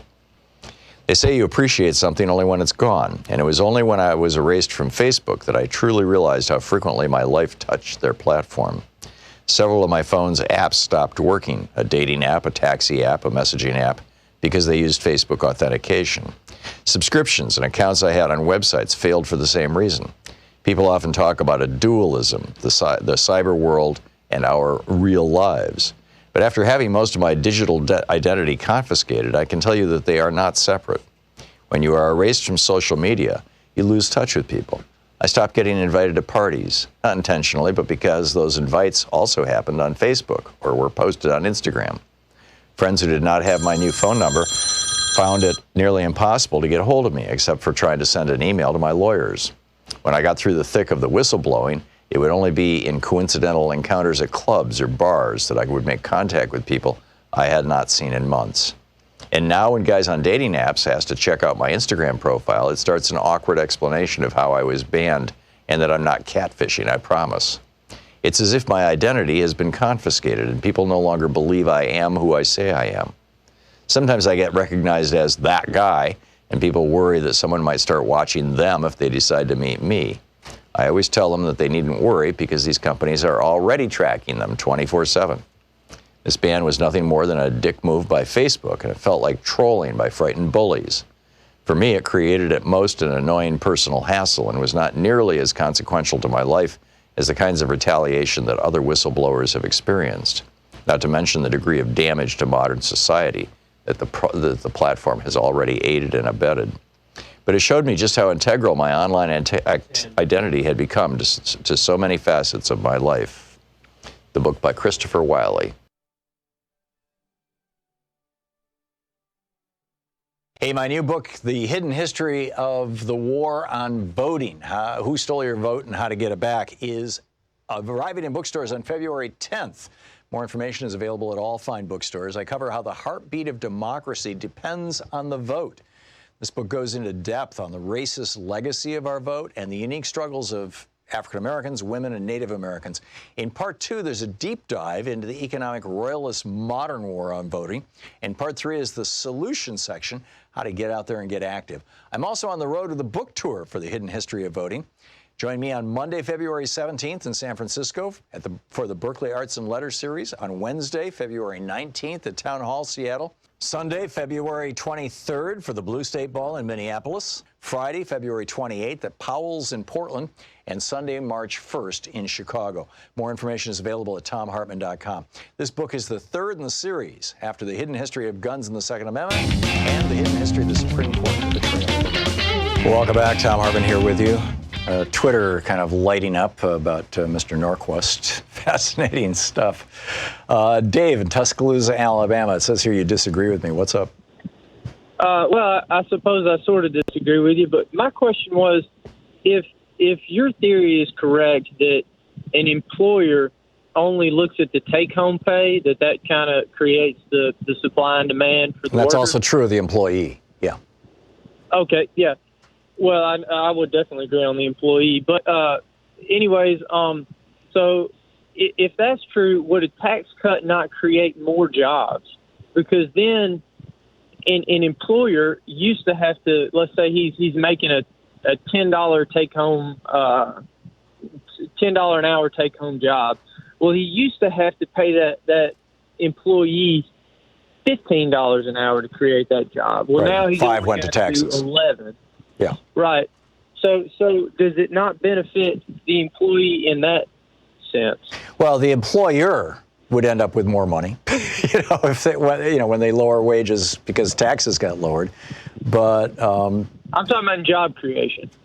Right. You're misunderstanding what creates jobs, Dave. And I say this respectfully. The thing that drives the economy, that accounts for more than 70% of all economic growth in any country, is what economists refer to as aggregate demand. Aggregate demand is a fancy way of saying it is, aggregate. It's all the people and their ability to demand things, to buy things, to want things and actually pay for them. And so aggregate, and that's what drives the economy. People buy things, and as a consequence of their buying them, somebody else has to be there to sell them, and somebody else has to be there to make them. So demand is what drives an economy. When Reagan came along with supply side, he said, no, that's not true. Let's flip it upside down. It's actually supply that drives an economy. And if there's more stuff in a store, people will buy more stuff. But that's been completely blown up. George Herbert Walker Bush was right when he called that voodoo economics. It's completely silly. People don't buy more stuff just because there's more stuff available. People buy what they can afford to buy, period, full stop, by and large. I mean, people will go into debt, but still, there's a limit. So because demand is what drives an economy, when people's take-home pay goes up over a short period of time, there will be an increase in economic activity to what you're saying. And there's a certain logic to what you're saying, and you're right. The problem is it's only short term. We saw this. This was one of the ways that Barack Obama got us out of sliding into another Great Depression in 2009. It was they cut the Social Security tax by 1%. So everybody in America who makes under $120,000 a year got a 1% pay raise for 2 years. And with that extra 1%, what they did is they spent that money. And spending that money, that's increasing aggregate demand. Spending that money then stimulated the economy by 2 or 3%. It was, it's substantial. I mean, there's a huge multiplier effect because, I go out and I buy something, and now the clerk in that store gets a paycheck, and the person who shipped the stuff to the store, the truck driver gets a paycheck, and the factory guy gets a paycheck, and on it goes. It echoes through the economy. But the problem is, if you make that tax cut permanent, that even 1%. But we certainly saw this back in the 80s with Reagan. Actually, there were a couple of times when he actually cut taxes on working people, and when he did, there was a boost in the economy for a year or so. But then what happened was wages started declining because the labor market was no longer in balance, as it were. The employees were getting more than employers had to pay them, and employers, sadly, I suppose, or maybe not. I mean, this is just David Ricardo 101, basic economics. David Ricardo, it's called David Ricardo's Iron Law of Labor. That if you add, and this, by the way, is one of the reasons why countries control immigration, right? You increase the supply of labor, you decrease the demand for it, you decrease the price of labor. So when you have lots and lots of people competing for a job, wages go down. When there's fewer people competing for that job, wages go up. And so you combine that with I guess I kind of got off on a digression. Have I made sense here to you, Dave? Yet? Have I answered your question? I think you made a pretty strong point. I can concede that. I don't totally buy into that the tax cuts don't help the middle class at all. I don't think that all employers necessarily fall under, how you describe it, that they look at the take-home rate for competition. I think, but your point is well taken. They do, whether it's a law firm or whether it's a gas station, they're going to pay the minimum amount that they have to pay in order to get competent employees to do the job that's there. And those employees will do that based on what the labor marketplace is, and that's based on their skill set and things like that. But the bottom line is when you cut taxes on working people and you increase their pay, it will stimulate the economy. It will give them a little extra money, but it will not last more than 3 years. And you go back and you look at the tax rates on working class people, and you see that 3-year bounce, both up and down. It's the reason, very simply, why in Denmark people are paid $18 an hour and change to work at McDonald's. The reason why is because $8 of that is going to taxes. And so their take-home pay is $10 an hour. Then I don't understand how you can operate a McDonald's. Well, the McDonald's, instead of charging, this is the point that Grover Norquist made, instead of charging $3 for a hamburger, they charge $5 for a hamburger. But the fact is, at the end of the day, when you balance everything out, what you've got is a standard of living. In other words, you take the take-home pay and you take the cost of living, you've got a standard of living that is acceptable to everybody, that works for everybody. And in fact, the standard of living in Denmark is higher than the standard of living is here in the United States. Plus, everybody has free college. In fact, the government pays you $200 a month to go to college. The government will provide housing for you to go to college. Everybody has free health care. There are no deductibles. There are no co-pays. Drugs are free. Vision is taken care of. Dental is taken care of. All those things are there. And people say, well, how can you do that? Well, people pay high taxes. Companies pay high taxes. But doesn't that mean that everybody is impoverished? No, because the wages go up and prices go up. And what happens is the economy simply achieves a new equilibrium.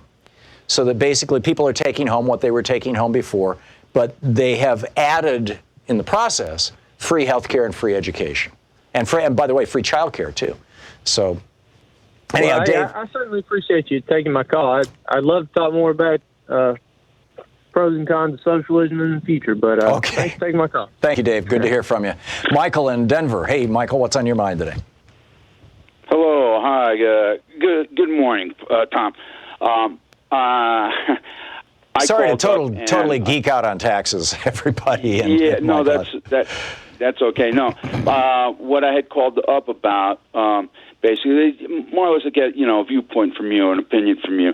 My wife was the one that went through Iowa, and she's doing New Hampshire and everything. I'm basically reading the newspaper at this point in time. Mm-hmm. I'm totally off of corporate news.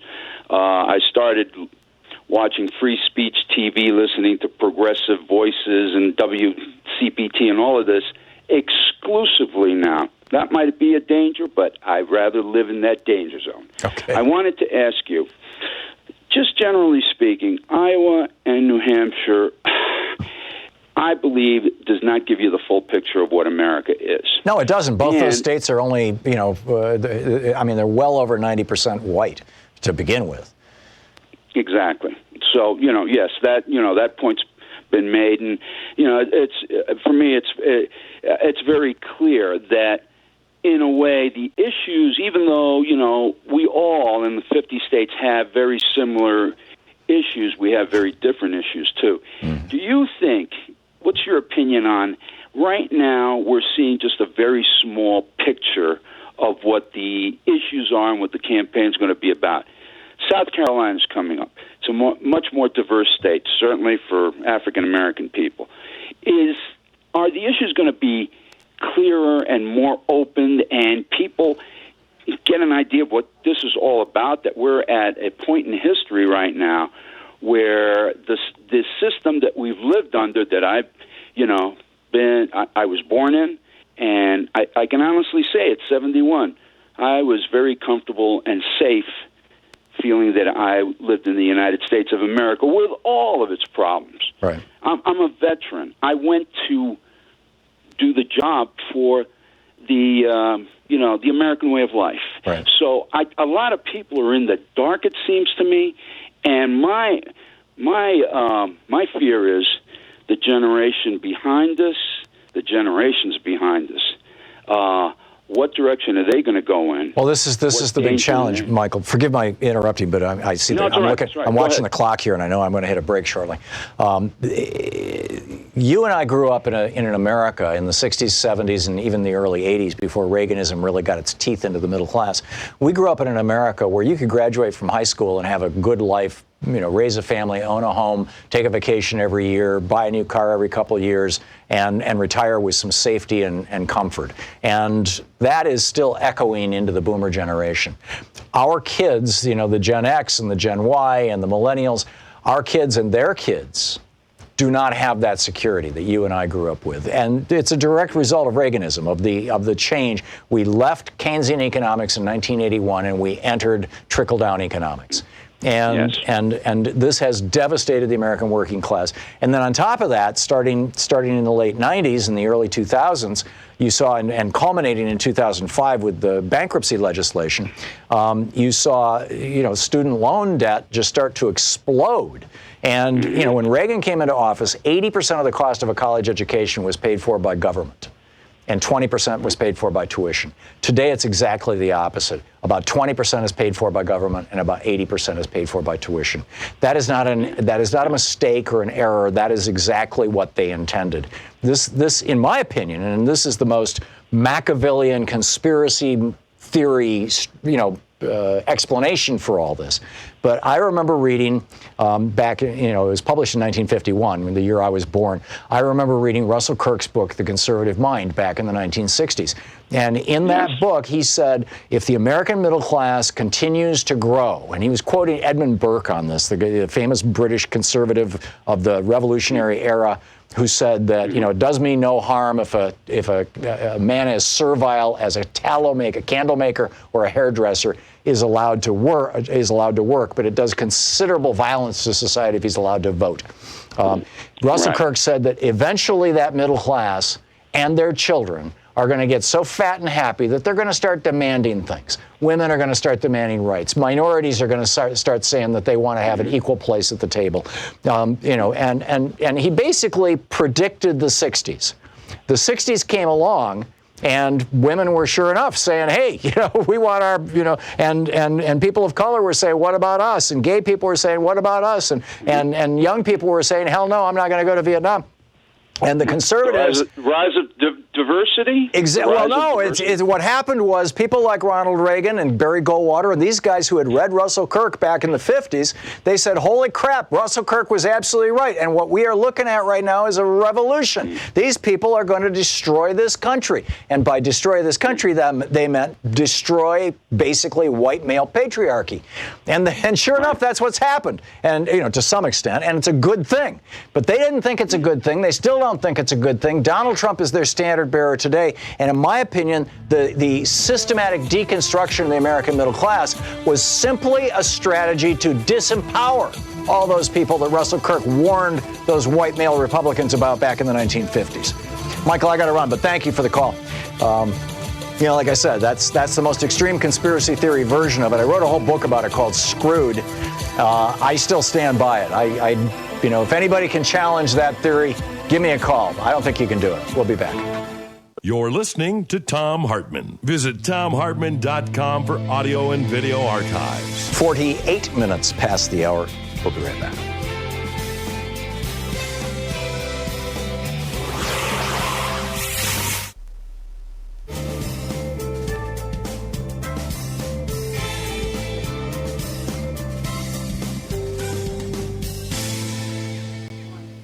And welcome back. Let's see here. Gary in Naples, Florida. Hey, Gary, what's on your mind today? Hello, Mr. Thom Hartmann. I don't think they can, if you don't mind me saying, I don't think they can challenge my theory either. Okay. Other than greed has no heart, what's your theory, Gary? I'm going to put it out there, and I try to be a man of humility. You know they can't challenge me either, right? How so? How so? Well, you know what I talk about. Oh, in other words, you're right, and yeah, I get it. Yeah. Entrenched greed. That's the cancer. Wake up, American people. Every religion in the world has warned us about this, Gary. Love of money is the root of all evil. Not money, love of money. Okay, now, two things have happened in the last 2 weeks in America that shows how entrenched greed works. One is the rule of law. In the House, in the chambers of Congress, you just saw the rule of law broken, didn't we? Yep. Okay. The second part is, and FDR faced it, he says, come at me. I'm going to give you 5 times what you come at me again. That's what we need to confront. It's entrenched greed, too much wealth undermines democracy. Money can do wonderful things if your priorities are right. Now, look, you talk to Grover Norquist. I understand why you bring him on the show. I applaud you. But in the end, save your breath. He's a neocon. Oh, I don't. I'm not operating under any illusions, Gary, that I'm going to change Grover Norquist's mind. Although I think today I gave him something to think about. But what I'm trying to do is, every single one of us has a Grover Norquist in our family. Maybe not as rich or as eloquent, but or in our place of work or in our social circle, and we confront these people. And I want to give people a reasonable way to talk back to conservatives that doesn't involve, blood. All right, wait a minute. I totally understand it, and I said I applaud you. Thank you. But he doesn't understand. He'll never understand one thing. Too much is given, much is required and expected. He doesn't understand that. He doesn't understand what FDR, and I'm closing now, and I'll close with this. He does not understand it, that the real test of progress, please, I'll raise my hand. The real test of progress is not whether you add more to the abundance of those who have much, but it's whether you provide enough for those who have too little. That's what you're talking about here. Right, to quote Franklin Roosevelt. You're absolutely right. And Gary, let me just pause this, because neither you nor I know what is genuinely in Grover Norquist's mind or heart. And I don't think that it's fair to characterize him when he's not here to defend himself. But I will agree with you that there are a lot of people who are singing that same song who basically are motivated by nothing more than pure greed. And much of that greed may be coming out of things like, the foundational insecurity, a neurotic upbringing. I mean, I think Donald Trump epitomizes that, but that doesn't mean that we don't fight them. No, wait, I agree with you, but the reason I said it, and I say this all the time, that man or that person is not before me for me saying that. So I agree with you. I applaud you for that. That's what I think, too. But I do think the likes of Grover Norquist need to be challenged at the level I'm saying. That's all I'm saying. Yeah, well, that's why I had him on the show, to challenge him. Right, I appreciate every time I see him or somebody like him on one of the TV networks, particularly CNN. CNN, for some reason, loves to have these right-wing idiots on, and they never get challenged. Yeah, and I'm banging my head against the wall going, there are some of us out here who know how to talk back to these idiots. But you like the challenge. You like the challenge. That's why you're so good. I confess, I do. Gary, and it's because I spent, most of my teenage years arguing like that with my dad. Gary, thank you for the call. It's great to hear from you. We'll be right back. Our free Hartmann Report podcast recaps the show every day. It's available wherever you find great podcasts.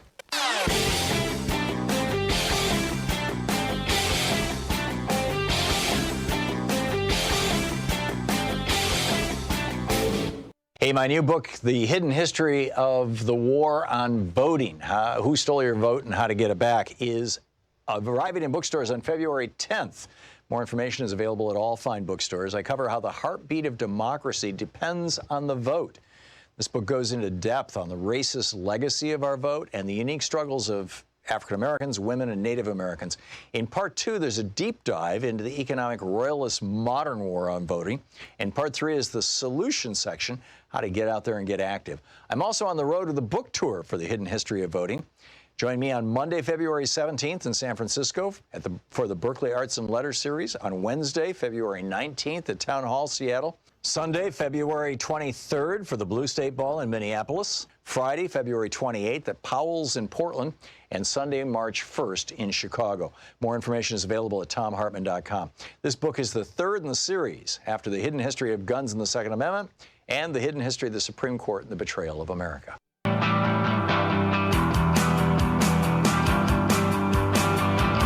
Welcome back. Thom Hartmann here with you, and James in Chicago. Hey, James, what's on your mind?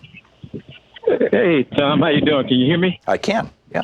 What's up? Okay. Hey, Tom, I would just like for one of the progressive candidates, when they go on the debate floor in front of millions of people, to say, you know, yeah, I'm entitled to these benefits because check out your check stub. Look on your check stub. What do you see? You'll see a portion there that says Medicare, so much is taken out. You'll see a portion that says FICA, so much is taken out. Social so Security, don't tell me that I'm being given anything. I am entitled to these. Yeah, I agree. You know, that's why they're called entitlements. That's why they're called entitlements. So you're not giving me anything. And also, Tom, I appreciate how earlier you said you're going to vote blue no matter who. Yes. And you have fellow talk show hosts that do the same thing. However, one does that, but in the same line, just said, well, Bernie doesn't know he's being used by the Russians, and Bernie doesn't know that he's the weakest league. And Bernie, we do not need the circular firing squad. We don't need it against but you have one, we don't need it against Bernie. Sorry, right, James. but this one does, and every time they talk about they're going to go blue no matter who. Yeah. They But James, let me pause you right there. I really don't want I don't want to be or hear people trash talking other talk hosts on my show, because I don't know who you're talking about. I don't want to know who you're talking about. I think it's better just to. I didn't say no name. Let's just all agree. Vote blue. Like I said, I would vote for Bill the Cat's hairballs. Before I'd vote for Donald Trump. It doesn't. Mike Bloomberg, fine, I'll vote for him. Pete Buttigieg, Amy Klobuchar, Joe Biden. Every single one of them are decent people who are 1,000%. I mean, just as human beings, 1,000% better than Donald Trump, and as politicians, oh my God, the distance is vast. I mean, and I agree with you.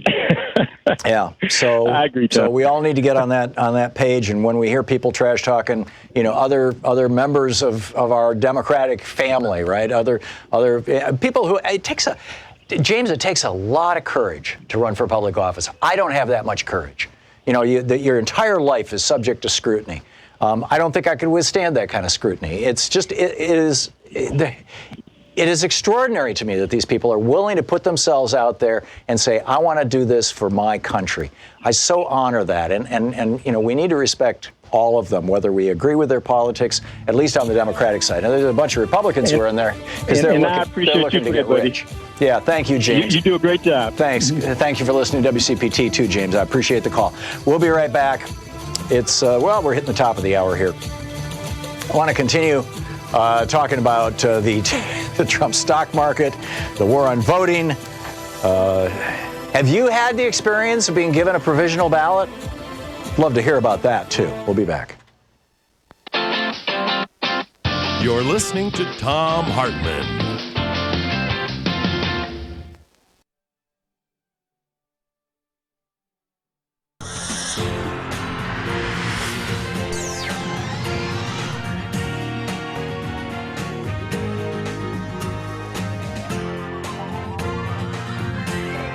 We say fight back!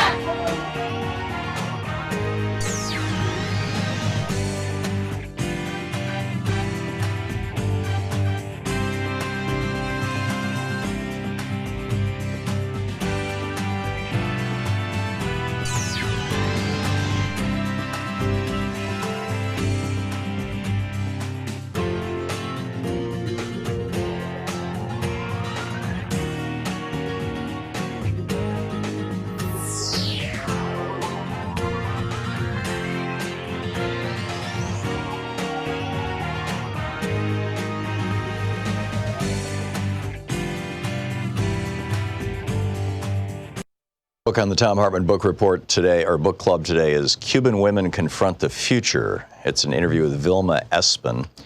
Vilma Espin was the president of the Federation of Cuban Women since its founding in 1960, and was the chair of the Commission for Social Prevention and president of the Infancy Institute and the International Federation of Democratic Women. And it's a long-form interview, actually, the book. So the first question, what does socialism mean in the lives of a Cuban family, and in particular, Cuban woman? Vilma Espin. For the Cuban family, especially the woman, socialism has meant an enormous improvement to the quality of life and personal development. We should remember that until January 1st, 1959, in our country, hunger, poverty, exploitation, repression, and dependence reigned. The revolution opened up new horizons in the economic, political, and social fields, and amongst its key principles is the defense of equal rights for all human beings. The constant struggle to make ends meet disappeared, and with it the antagonism between people competing for the crumbs that could help them escape the tragic destiny that awaited the majority. Thus the family, the basic cell of society, could develop in a rounded way. Our revolution assured all Cubans the chance to exercise each one of their inalienable rights. Each citizen is assured that food prices are reasonable and that education and medical services are free. The state makes a systemic effort to improve living standards to the extent that it is permitted by the tense battle for development that we wage under blockade and constant imperialist threats. Child care facilities have been created to provide care for the children of tens of thousands of working women from the age of 3 months to 6 years. Services to lighten domestic work have been created. Hundreds of thousands of students have also received free lunch at day school and all their meals at boarding school. Hundreds of thousands of workers also receive their meals at a moderate price in their workplace. More industrial laundries and dry cleaners have been established, and more domestic labor-saving devices are available with preference in acquisition and cheaper prices for workers. Huge resources are dedicated to housing construction in urban and rural zones. We also try to guarantee recreational facilities and spiritual enjoyment to all the population. Of course, the possibilities are exciting, but also what we have achieved to date, considering our limitations, is already vastly superior to what families experienced in the past. Social Security provides an income for those who cannot work. As far as women are concerned, equal rights have certainly changed their position in the family and in society. A woman's participation in social production, because it implies her financial independence, has altered her dependent position in the marriage and allowed a change in her ideas, in the way she looks at life. The laws that govern family relations, such as the Family Code, are based on equality and guarantee the right of members of the family to participate in society, to work, study, and to responsibly educate the children in line with our revolutionary principles.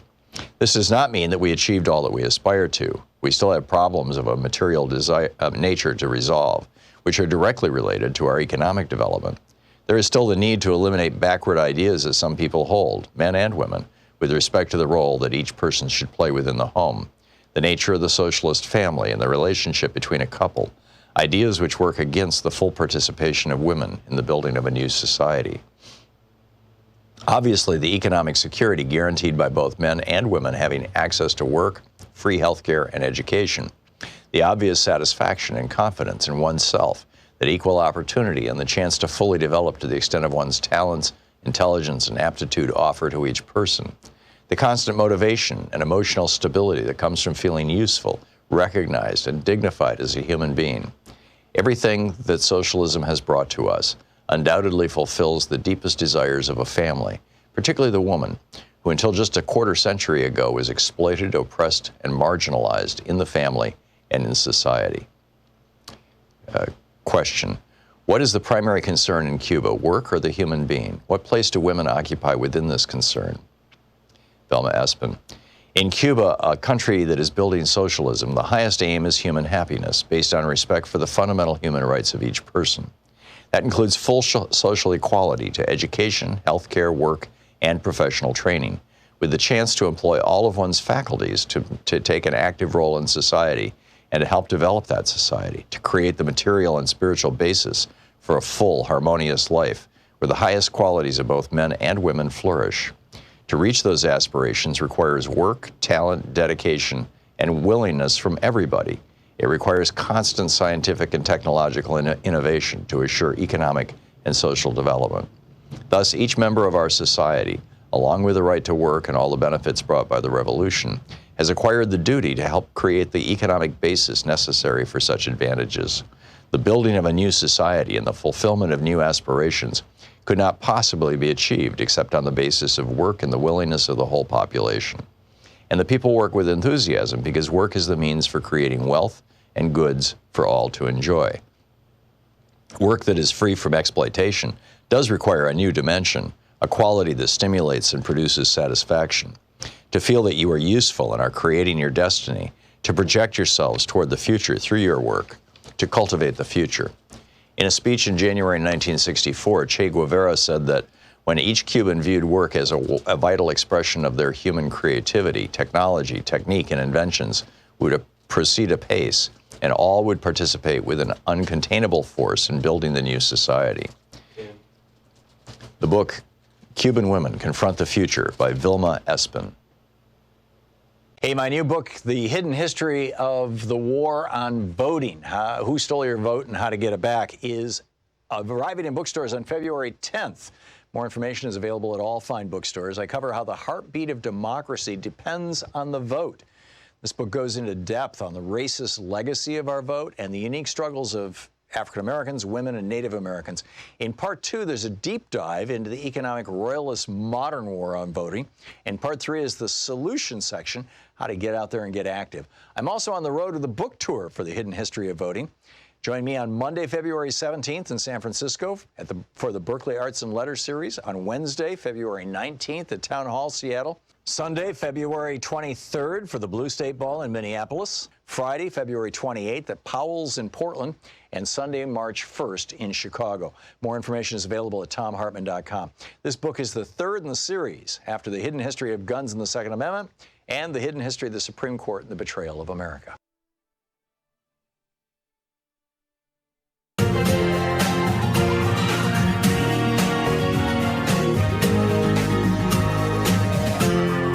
This is the Thom Hartmann Program. Welcome back. Thom Hartmann here with you. More than one person on Twitter noting, some of them directing it toward me, that the Republican anti-voting machine is rolling along full steam, full tilt boogie right now in New Hampshire. That the robocalls going to get out the vote, centers where people are trying to take calls from people who want to ride to the polls. They're slamming their lines so people can't take calls. There are so-called security blockades in some places. I mean, it's totally, well, actually, I'd say totally predictable. And now we get this report. This is from Newsweek.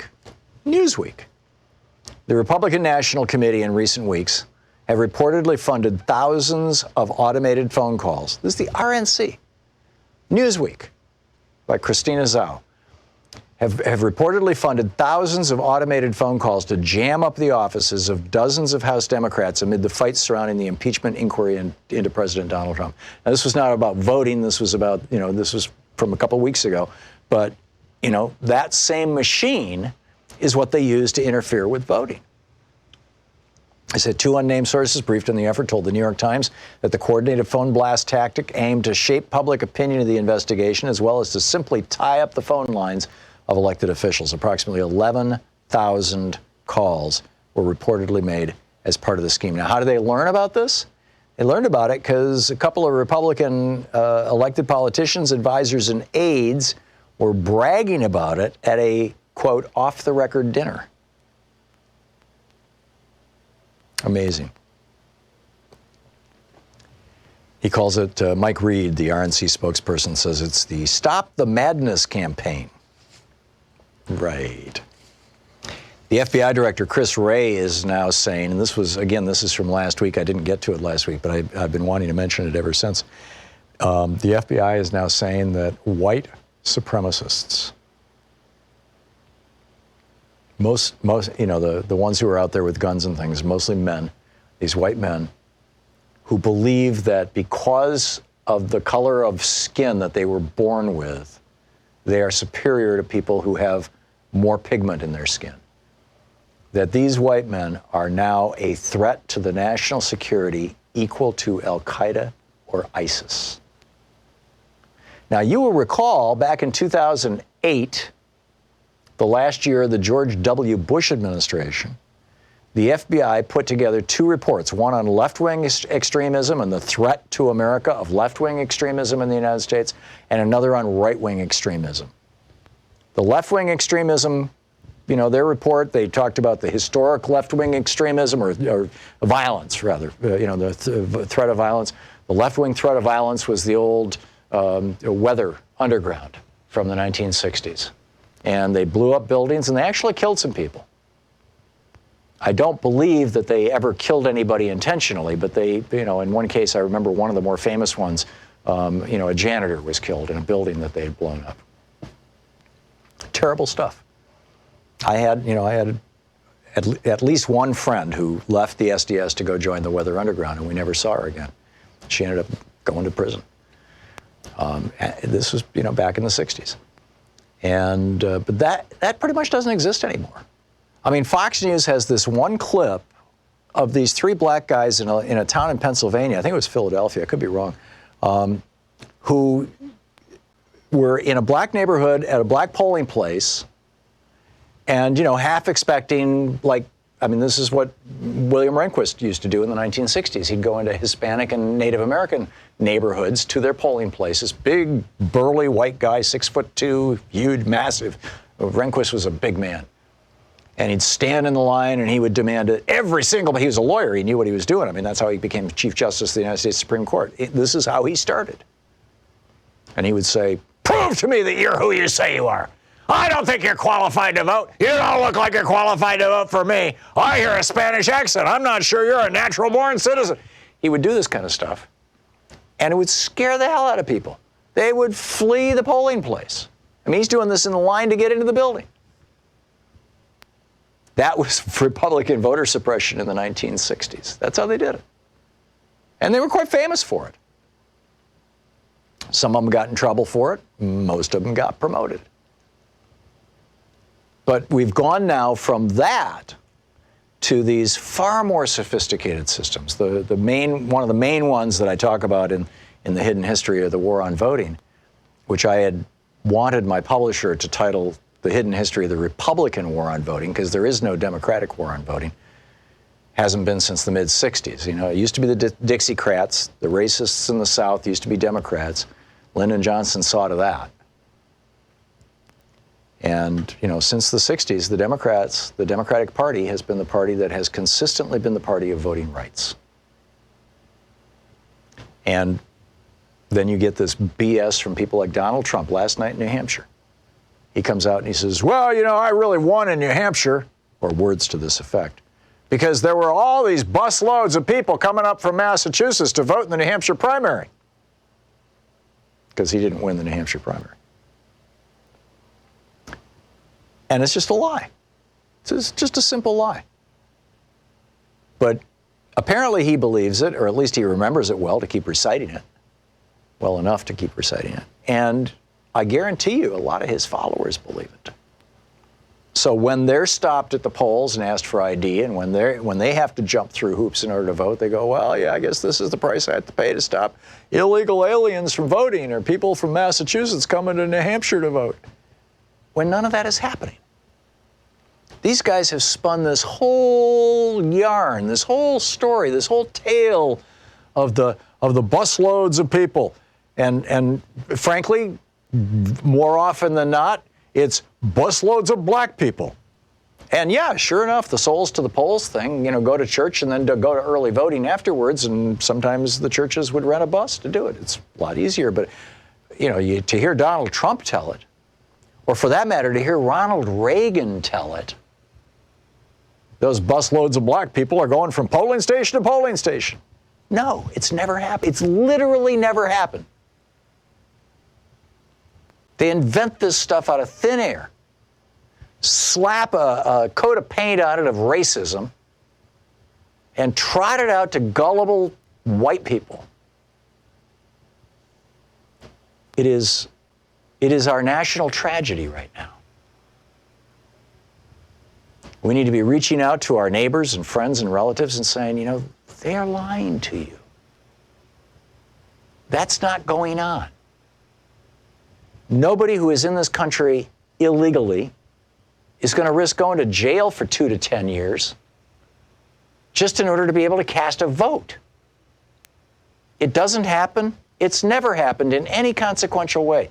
During the most aggressive, George W. Bush fired 7 out of the 100 federal prosecutors because they refused to redirect the resources of their offices to investigating whether there was, quote, voter fraud, whether non-citizens were voting in the states where they were the federal prosecutors. He fired 7 of them because they said, this is stupid, and replaced them with toadies who would. And then he spent something like $70 million over a 2-year period having those people find these illegal voters so we can prove to the American people this is going on. George W. Bush did this. A huge effort, millions of dollars, 100 federal prosecutors. And what did they find? They found a guy from Germany who had a green card and thought therefore he could vote, and he voted Republican. They found a guy from Australia who had a green card, thought he could vote, and he voted Republican.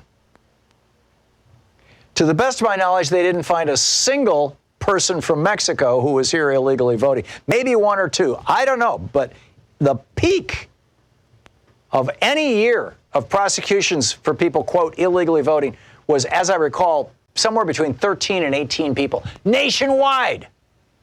It doesn't happen. You are more likely to get struck by lightning than for a person who is not qualified to vote in your town.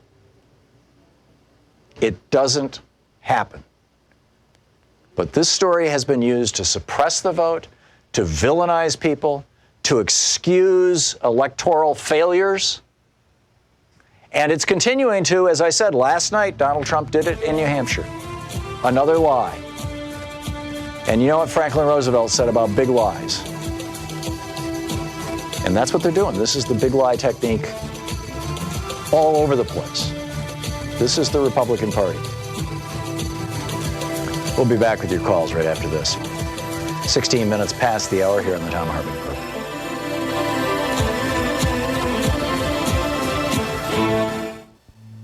This is the Thom Hartmann Program.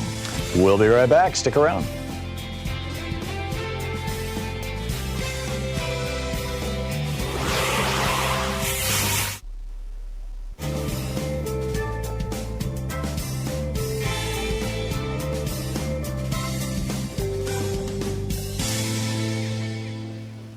And welcome back. Jeff in Mountain Air, New Mexico. What a nice name for a town. What's up, Jeff? Hi. First of all, I would like to say I really appreciate your show and thank you for all the efforts on the part of the American people. You're welcome. Thank you.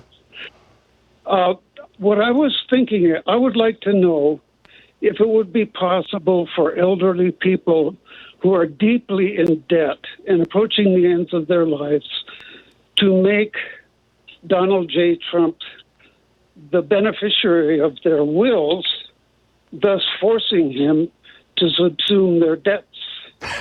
This would hit Trump where he lives. Wouldn't it be nice if you could pull that off, Jeff? I get what you're saying, and I'm absolutely astonished when I talk to friends of mine who are my age, who are in their 60s or older, who are tens of thousands, and in one case, a couple of friends of ours are over $100,000 in debt because they co-signed their kids' student loans. It's just yes. Breathtaking to me. But there's no way you can dump that on Donald Trump. Sadly, what we need to do is dump Donald Trump out of office. Yes. So, okay, Jeff, thank you. Yeah, thanks a lot for the call. It's good to hear from you. Jonathan in Portland, Oregon. Hey, Jonathan, thanks for watching us on Tom, YouTube. thanks. What's up? Thanks for being on. You need to have James Carville on your show to explain himself. He has been on MSNBC several times Yeah, he's Brian pushing Williams. for Michael Bennett right now. He's not going to come on this show. I guarantee you, he will not go in a venue where he's being challenged. Oh, okay. So can you? And by the way, I have to tip my hat to Grover Norquist for being brave enough to come on this show. He does it maybe once a year, but he's willing to come on this show, and he deserves some thanks from y'all for that on Twitter. You know, there's a bunch of people trashing him on Twitter. Somebody should say thank you for having the courage to go on Thom Hartmann's program. But anyhow, back to you, Jonathan. Well, I mean, I was just dumbfounded, and I'm listening to his arguments and saying that the Democrats aren't talking about anything that people care about, which was just, you know, my head went. So, can you explain what he's doing? He's a hired gun. I mean, you know, he's being paid to promote the Michael Bennett candidacy, and you know, God bless him. Everybody's got to make a living, but you know, and James Carville's politics are not my politics. I don't know how to say it beyond that. I mean, I've actually, you know, I've met him. He and I both gave a speech at you know, one after the other at a conference, a lawyers conference out in Vegas back 5, 6, 7 years ago. He seems like a decent guy. Nice having lunch with him, but and he's not here to defend himself. I don't want to particularly pick on him, but I get what you're saying. My you know, larger concern is the whole raft of. Let me rephrase that, is that on MSNBC, which has positioned itself as the go-to network for progressives, and which many progressives in America watch thinking that they're getting progressive news and information, there are actually very few progressives on the air. Kareem Jean-Pierre, I think is how her name is pronounced, she's absolutely brilliant. Jason John's brilliant. There's a couple of progressives on that network who are really good. Joyanne Reed is really good. Rachel Maddow is really good. But by and large, what you're going to get are you know, what I call corporate Democrats, and you're not going to get a whole and balanced view of it. Question in my mind, Jonathan, is if Bernie actually gets the nomination, what are these people going to do? And we'll see. Jonathan, thanks for the call. We'll be right back.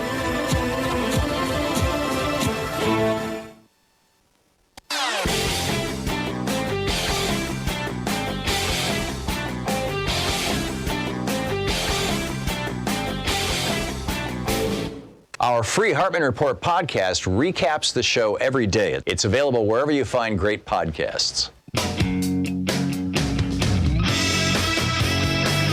Welcome back. Thom Hartmann here with you. Richard in Houston, Texas. Hey, Richard, what's on your mind today? Hey, Tom. I just want to let you know it's tough being I'm an independent progressive, but it's tough being around here surrounded by a sea of crazy here in Texas. Yeah, I was in Houston last Saturday. I'm sorry. Just a few days ago. No, it's a beautiful town, you know, and nice airport. Yeah. Well, I live actually north in Montgomery County, where Kevin Brady is trying to run this country into the ground. So, you know, I first of all like to thank you know, guys like Grover for coming on your show. I have been listening, but I have a brother who's very much like that. He's a libertarian, but I still love him. Mm-hmm. And they have this lovely little selective thing. I love how he said, well, if you take the 15% and you just put it in the stock market, you'd be better off. Well, that's because our government now regulates the stock market. Without funds, the government cannot regulate the stock market. The stock market, unregulated, will do things like it did in 1929, which has crashed terribly. Yeah, you're talking about the plunge protection team? Yeah. But then what? If our government is defunded like these folks really think it should be, then what happens when to these people who, you know, take 15% and do exactly what they're saying, or like my grandfather who was living on Social Security because he invested, he did what these people told him, and in the bomb of 8 he lost $250,000. Almost all of his life savings was gone, and he had to live off Social Security. That happened to my mother's parents, my grandmother and grandfather. I never knew my grandfather. My mom was 13 years old, and you know, the bottom fell out of the market. He lost everything. They lost their home. They lost everything, and he had a heart attack and died when my mom was 13. And his wife, my grandmother, who I do remember, became ultimately the town clerk in Charlevoix, Michigan, and she had that job until the day that she died. But you know, the Great Depression wiped out a lot of people. Yeah, they don't. Well, see, they're very short-sighted. One of the things I found is they cannot see beyond their own nose. Yeah. They really don't consider these things, and we have to refute these things and push for a more, push back with the truth, because I'm a historian by trade. Mm-hmm. So one of the things I do is I study these things, and, before we had regulations, we had panics just about every 20 years that were absolutely severe, and panic rather than depression was the right word for it. Yep. The fact is, though, when you're talking about voter suppression, is everyone acts as if this is something new. It's been going on since the 1870s, where they've just been trying to roll back. It's been going on since the founding of the country. I mean, back then the voter suppression was against people who didn't own property or who were not white men. But yeah, exactly. And now I try and tell everybody who I know, make sure check your registration status, because especially here in Texas, if you're a minority or you're a person of color, you're probably going to get purged. Yeah. You got to keep checking, and we've got to. We're not going to win by having the most money. We're going to win by having the most people. Yeah, I agree. Richard, well said, and good luck arguing with your libertarian brother and the crazy Trumpsters in Texas. I give you the very best. Thanks for the call, Lori in Portland, Oregon. Hey, Lori, what's up? Hi, Tom. I heard just a snippet of an interview earlier, or a caller that was talking about vaping and teens. And that was Grover Norquist, who is working on behalf of the vaping industry, trying to prevent there from being sales taxes on vaping stuff. And by the way, if I may very quickly, not speaking to you, Lori, but speaking to people on Twitter, I noticed that Grover Norquist is getting beat up on Twitter for coming on my show, and people saying, Hartmann owned you and stuff like that. Please thank him for being willing to come on this program. There are so many Republicans, so many conservatives, and for that matter, so many of these so-called moderate Democrats who absolutely refuse to come on this program. They will not come on this show because they're afraid that they will get challenged. And Grover Norquist is willing to come on the show. God bless him for that. And people need to thank him. But anyhow, Lori, you want to talk about vaping? Yes, and I don't want to talk against him. I just want to talk on behalf of teens. And I have two teenage boys who we have a very open, kind relationship. And they had a gathering, and all of the teens were vaping. Of course, I cried when I saw how many. And so I asked if they would just indulge me in a conversation the next week, and all of the kids came. I had my nephew come, who's fought with nicotine his entire life, and share his entire story. But what I learned from the kids, of the 10, there was one who was a smoker before, and all the rest were not, including my two boys. And through the conversation, one of my teens has quit. He heard my nephew and what he said. 3 of the kids in total quit. But the rest of them are still vaping, and my other son is struggling to quit. So I just had to call just for other parents and family members. We need to be having the discussion with our kids, because I agree, and even draw some lines. When our youngest was 13, we laid down the law about smoking and said, if you are caught with cigarettes, with matches, with anything, any evidence that you smoked at all, every time you get caught, it's going to be 6 more months before you can get your driver's license. And she ended up getting her driver's license a year late. But to this day, she's not addicted to nicotine. There's a lot we can do. Lori, thank you for the call. I wish you the very best with your kids. It's tough being a parent of teenagers. It is. We'll be back. You're listening to the Thom Hartmann Program. Call 202-808-9925. We'll be back with more of your calls and the news of the day right after this.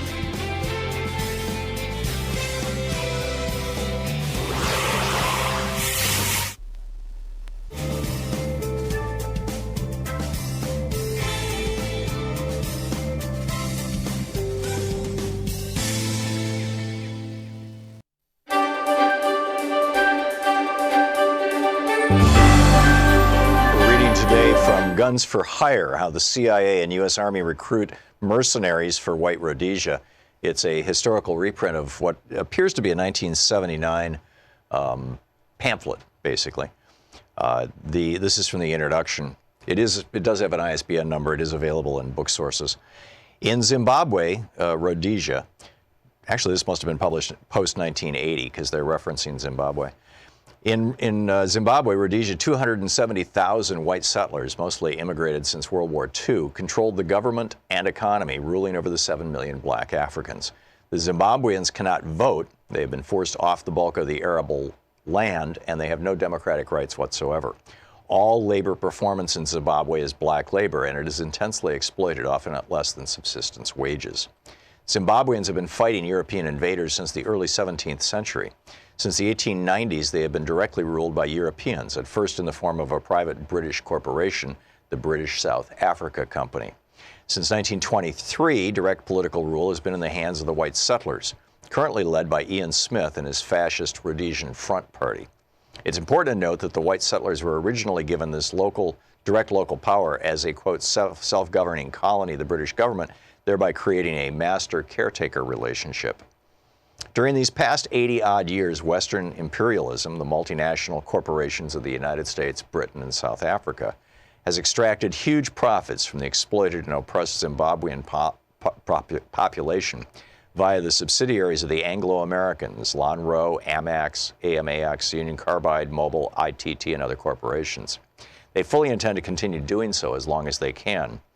The white settler minority has been rewarded for their violent subjugation of the Zimbabwean people with perhaps the highest national standard of living in the world. Sir Roy Walensky, the former Prime Minister of the Central African Federation, which included what is now Rhodesia, once said, "This man Smith has an appeal. It's the appeal of an easy life.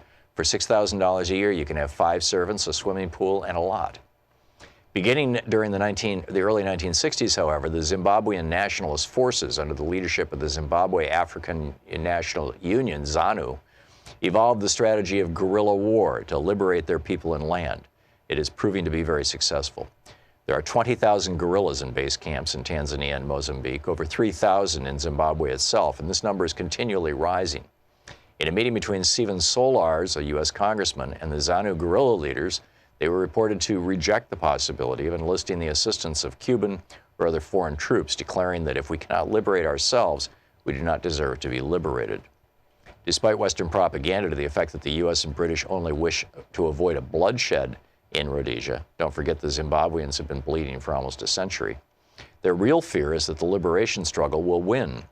With this victory in sight, it is not surprising that the counterattack by the Smith regime has become more vicious and brutal. Actually, this must have been published pre-1980, because this is when Smith was still in power in Rhodesia. More than 250,000 rural Zimbabweans have been forced into concentration camps. Terrorist raids have been conducted against Zimbabwean refugees in Mozambique. Dusk to dawn shoot-on-sight curfews have been instituted and enforced in the border areas. And escalating counterinsurgency attacks have been launched against the military arm of the liberation struggle, the Zimbabwean People's Army, ZIPA. It is crucial for Westerners to understand that the Smith regime has not stood alone in this barbaric campaign. This pamphlet documents the critically important element in U.S. imperialism's support for the Smith regime, white mercenary reinforcements for the fascist Rhodesian, quote, security forces. This flow of U.S. mercenaries to prop up white Rhodesia is an important, though secret, part of U.S. imperialism's strategy for Africa. The U.S. has massive investments in southern Africa. Zimbabwe alone supplies the bulk of high-grade chrome ore used in the U.S. for jet engines and other advanced technological items. Coal, copper, and other minerals are ripped out of Zimbabwe for U.S. industry. Mobil Oil, Texaco, Hertz Rent-A-Cars, Holiday Inns, and many other U.S. corporations operate illegally in Rhodesia through foreign subsidiaries. More important still is South Africa, the fortress of U.S. interests in Africa, where $1.5 billion is invested by GM, IBM, Ford, and other giant multinational corporations. The liberation of Zimbabwe would, for the first time, penetrate the buffer zone of satellite countries protecting the borders of South Africa. South African guerrilla fighters, who are already training by the thousands in camps in Tanzania and Zambia, would have direct access to re-enter their land and accelerate the liberation struggle.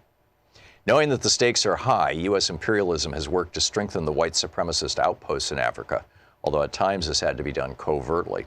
In 1970, the Nixon White House approved Henry Kissinger's Operation Tar Baby strategy, based on Option 2 of the Secret National Security Study Memorandum Number 39.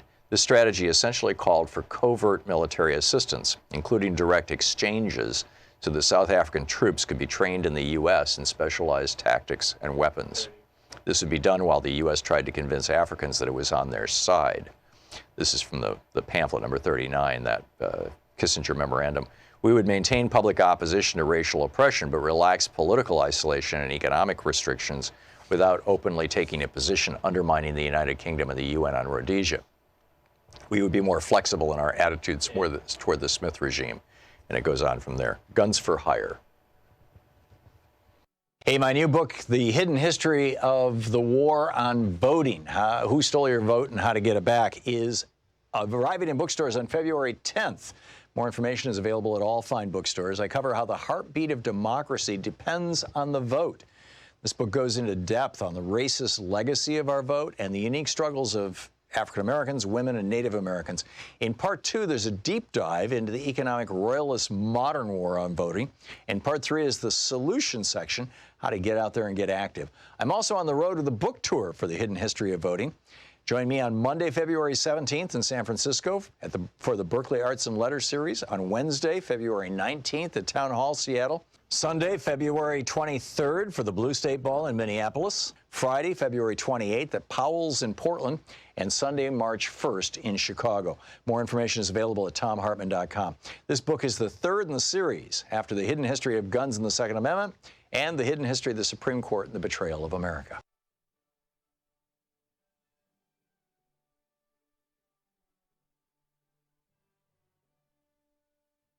There.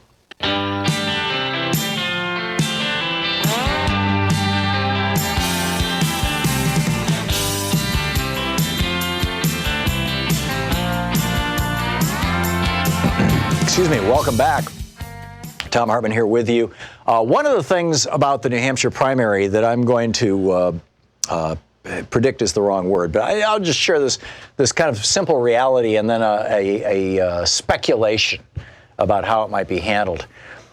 In New Hampshire, they have what's called open primaries, I believe. And if they don't have an open primary, there is no, for all practical purposes, Republican primary.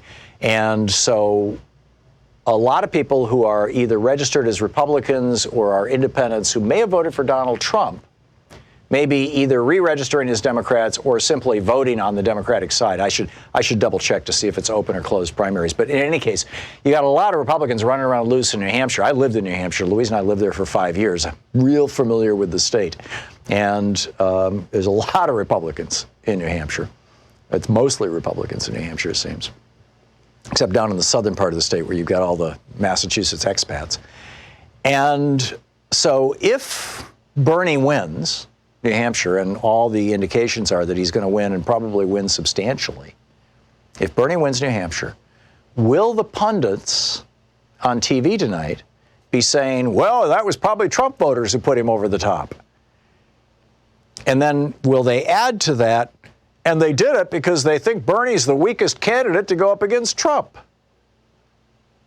I predict at least one commentator will say that tonight. We'll see. I hope I'm wrong. But I think the simple reality, and I tell this story over and over again because it was so shocking to me at the time. When Louise and I lived in Washington, D.C., and we lived in a marina, with a bunch of other people who were living on boats, a lot of them military, I'd say probably 75, 80% of them Republicans. Among the military, it was probably close to 100%. And I knew at least a half a dozen people who voted for Bernie in the primary in 2016 and did so enthusiastically, and then voted for Donald Trump in the general. And their vote for Bernie was the first time in their lives that they'd ever voted for a Democrat, for at least 3 or 4 of these people. Because a high integrity message where you know that the person, and this I'm talking about Sanders, of course, and I think the same is true of probably most of the Democratic candidates. Certainly, I feel, as you know, most passionately about Bernie and Elizabeth Warren in this regard. But a high-integrity candidate, in the minds of many voters, is a better thing than a guy who says what I want to hear, and I'm not really sure I can trust him. And so, if there are Trump voters who are voting for Bernie in the New Hampshire primary, and probably they'll find one and interview him on TV. My guess is that very few of them will be doing it because they think Bernie's the guy who Trump can easily beat. Because I think deep down inside, they all know that Bernie will be probably one of the hardest people for Trump to beat. And in fact, that's what the Monmouth survey that was published today showed, was that Bernie beats Trump handily. Joe Biden beats Trump by 1 point less than Bernie, but they're both right up there. And then every other Democrat beats Trump, but 2 or 3 points below what Bernie or Joe Biden would beat him with.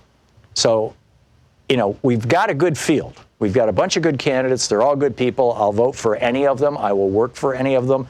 You know, not literally like taking money from them, but, you know, promote their candidacy here on the air. I'll do everything I can to get Donald Trump out of office. But if there are people in New Hampshire who are Trump voters who are voting for Bernie or for any other Democrat for that matter, in my opinion, that's generally going to be a good thing, not a bad thing. So, anyhow, let's pick up some of your phone calls here. Mike in Salem, Oregon. Hey, Mike, thanks for listening to KMUZ. What's up? Hi, how's it going, Tom? Good. What's on your mind? Keep up the good work. I love your work.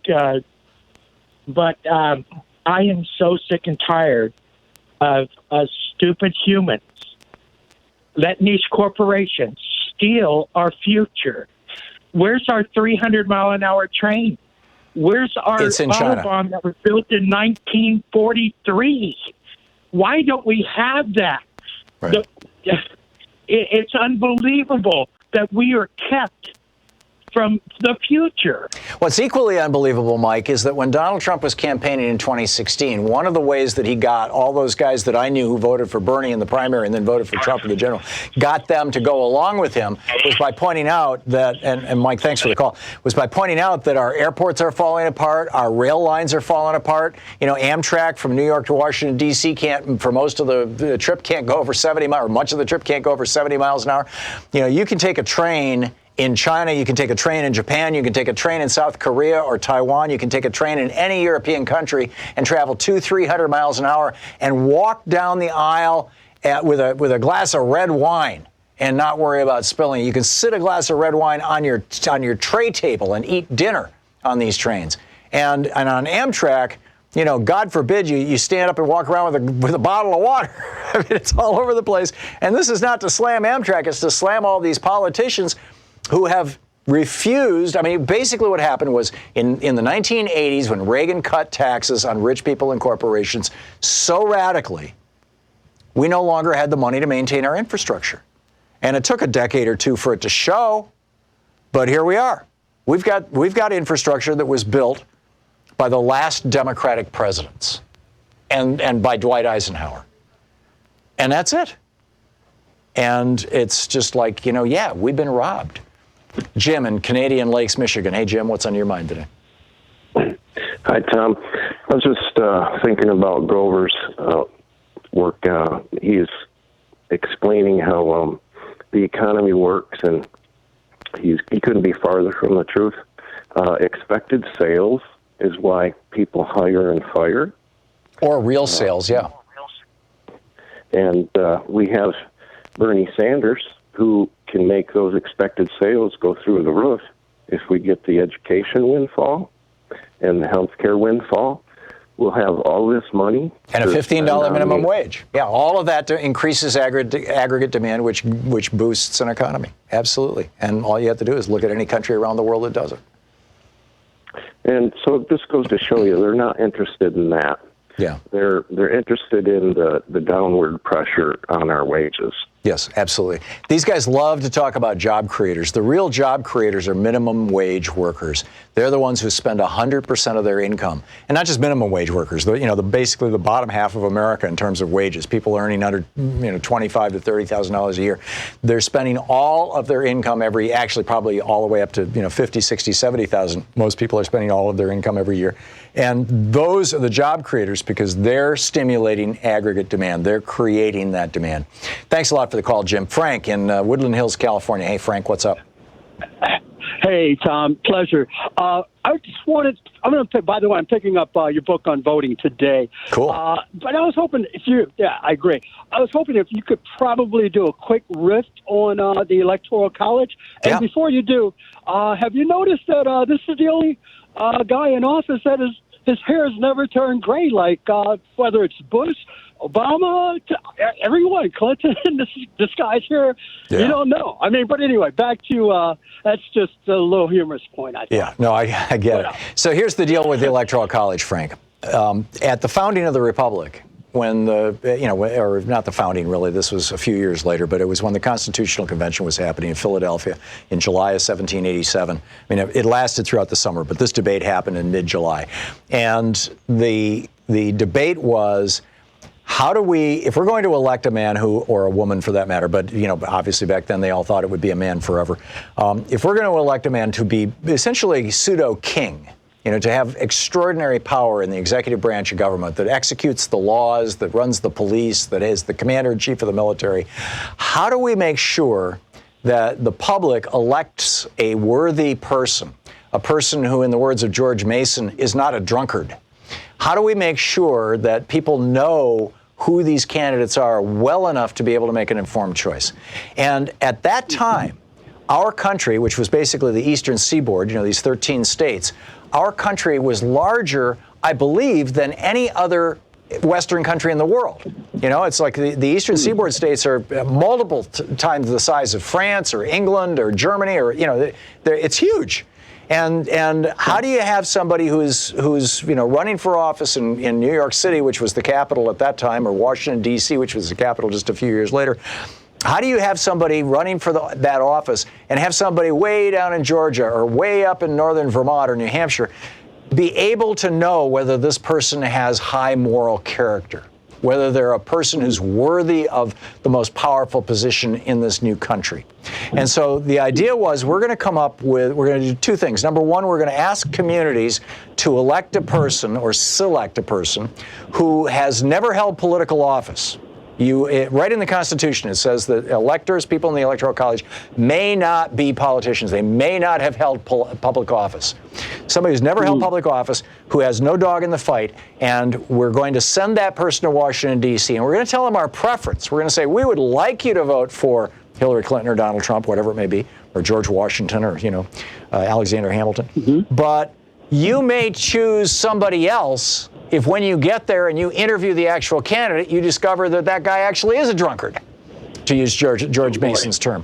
And so the Electoral College was meant, back in the day when it took 3 days for the news to travel from one end of the country to the other, and newspapers were all regional, there were no national newspapers, that it was a safety valve. It was a protective system. It was designed for that, and it worked reasonably well to do that for the first 50 years or so. But by the time we had national newspapers, we had a railroad system across the country. I mean, by the time of the Civil War, at least, it was a complete anachronism. There was no need for it anymore. And now it's being manipulated by the Republican Party.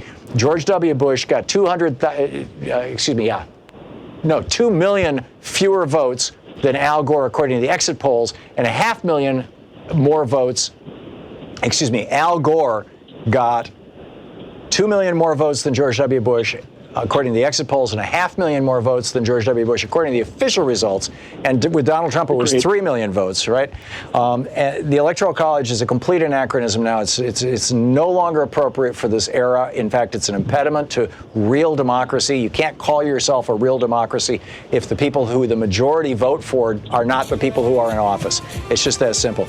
And the way to fix this is to go to nationalpopularvote.com and check it out, and then lobby your local state legislators. Now, you don't have to in California, Frank, because your state has already joined this compact. But anybody else who's listening, go to nationalpopularvote.com. And if your state has not ratified this convention, start calling your state senator and your state representative and your state governor's office. You're listening to Thom Hartmann. Visit thomhartmann.com for audio and video archives. Back with more of your calls in just a moment. It is 47 minutes past the hour.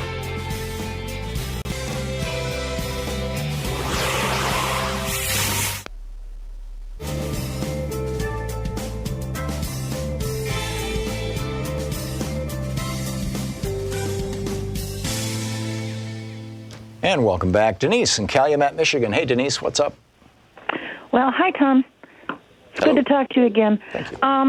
After the Democratic debate the other night, Chris, did you see that Chris Hayes had this panel? And on it was Chris Wallace. No, Chris Matthews. Chris Matthews, Joy Reid, Larry O'Donnell, one other woman. Did you hear Chris Matthews that night? I did. I was disappointed. It's the first time I wanted to punch the TV. He was like a madman. I think he was having a bad night. He's not here to defend himself. I don't want to pick on him.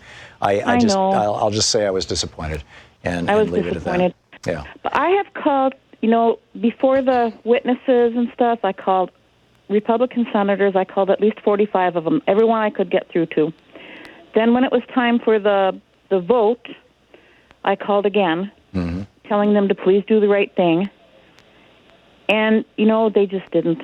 Yeah. And it's just so disheartening that we're in this position. And I'm just tired of everybody thinking socialism is so bad because we're not going back to the 1950s. Well, really, what they want to do is take us back to the 1880s.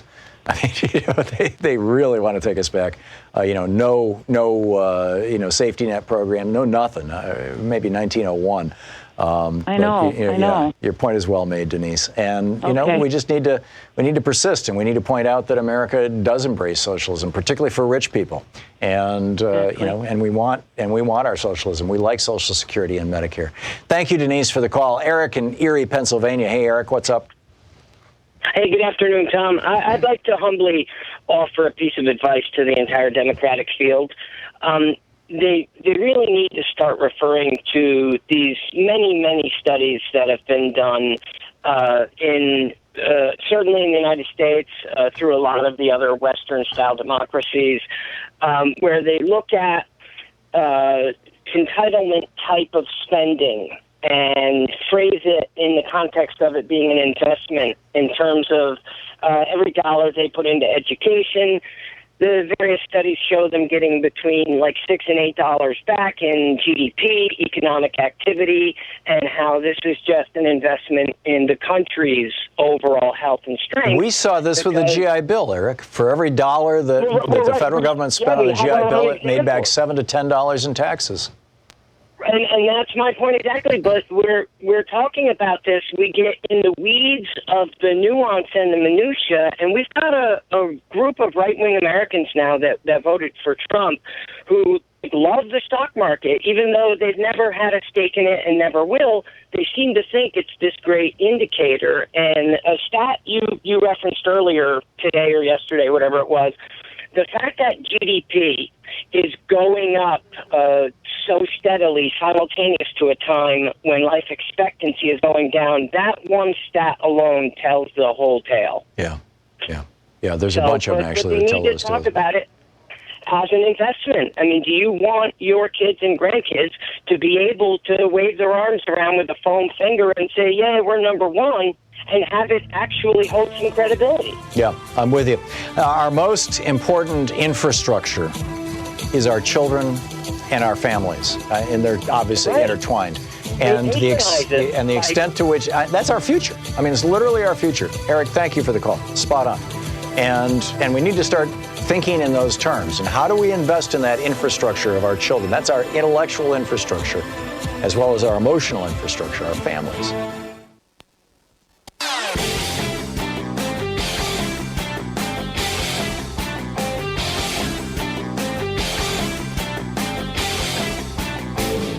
Our free Hartmann Report podcast recaps the show every day. It's available wherever you find great podcasts. 52 minutes past the hour. Welcome back. Thom Hartmann here with you. Rick in Houston, Texas. Hey, Rick, what's up? These people talking about socialism and how great it is really need to go to socialist countries and see what it's really like. Yeah, I lived in Germany for a whole year, Rick. It was really good. You could go to college for free. Your health care was covered. It's communism. Yeah, everything's free. Everything's free. Nobody has anything. Rick, I'm willing to bet that you have never lived in a country outside the United States. You know what? Rick, Yeah, I have. Real simple question. I have. Where did you live outside the United States? Your propaganda a few weeks ago. Where did you live about outside Trump, the United States? Warmonger, he did not attack Iran like you said he was going to do.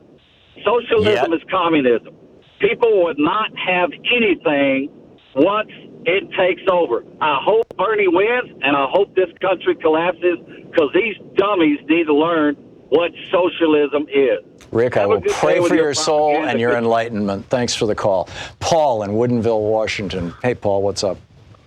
Oh, I'm so glad that Rick is before me. Listen, Tom, as far as Grover Norquist goes, I got two things for you, because I was like at the ringside seat at the fight. And I'm going, Tom, a left cross. Okay, the first thing is the Social Security Trust Fund is invested in Treasury bonds. Right. Not the stock market, in Treasury bonds. $2.7 trillion worth of them.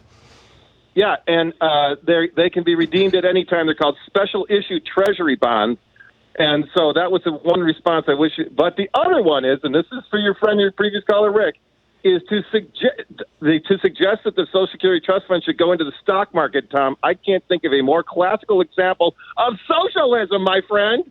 That is collective ownership. That would mean we all own shares, right? Collective ownership of productive gain in these companies, and a return of that gain to the collective benefit. Well, That's see, you're assuming that, and I'm sure that both Rick and Grover Norquist would disagree. You're assuming that the government's going to continue to take 15% and invest it. Instead, what they would like is that the government does hands off. And, if you're one of that half of America who couldn't sustain a $400 expense without wiping out yourself, or that 60%, I believe, of America who can't handle a $1,000 expense, you're supposed to set aside enough money every year to put into the stock market to live on when you retire. Oh, so we'd all do it individually. That's correct. That was what Grover Norquist was pitching. Okay, well, that's been proved, Tom, that it was when Otto Bismarck actually invented Social Security in Germany in the 1880s. It was already been proven that most individuals, by far the largest majority of individuals, cannot save enough money to retire on. Yeah. That's why social insurance theory was born. That's right, and that's why in the 1930s, when Social Security was passed, when people started receiving Social Security benefits, death rates among older people actually started going down. By the way, I do have to slightly correct you, Paul. The guy who arguably invented Social Security, and it's actually on the Social Security's website, was Thomas Paine. In his book, in his pamphlet, Agrarian Justice, he laid out. Yes, you're correct. You're correct. So yes, you are correct. He invented it, but it was implemented in Germany in 1883. Right, and national health care system was within a few years of that too, wasn't it? Yeah, and so the idea. I did a lecture on this a couple of years ago for a bunch of people. When the Republicans wanted to cut the Social Security Disability Trust Fund, and that would have affected me too. They wanted to do that back in 2015. And so one of the things I was talking about is the idea that this idea that you can put aside, most poor people, you have to be a relatively high earner to put enough money aside to retire on. Yeah. Oh, yeah, absolutely. It's absolutely true. Paul, thanks for the call. And thank you all for being with us today. Fascinating day. Well, it'll be interesting to see how the results are tonight. And even more interesting will be to see how particular pundits on particular networks spin the results tonight. And we'll talk about that tomorrow, among other things. I'm guessing Mark Pocan will be with us. He typically is on Wednesdays. In the meantime, don't forget, democracy is not a spectator sport. It requires you too. And please let your friends know where they can find good progressive media. Share the word, spread the word. Get out there, get active, tag You're It. And don't forget, my new book on voting just came out today. We'll see you tomorrow. You've been listening to Thom Hartmann. For audio and video archives, visit thomhartmann.com.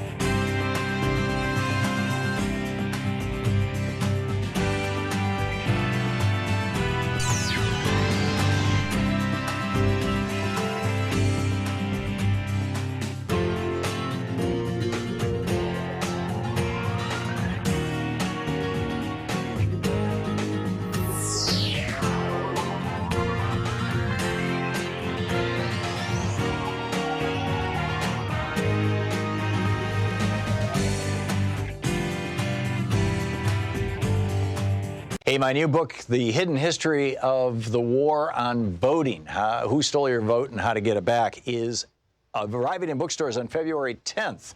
More information is available at all fine bookstores. I cover how the heartbeat of democracy depends on the vote.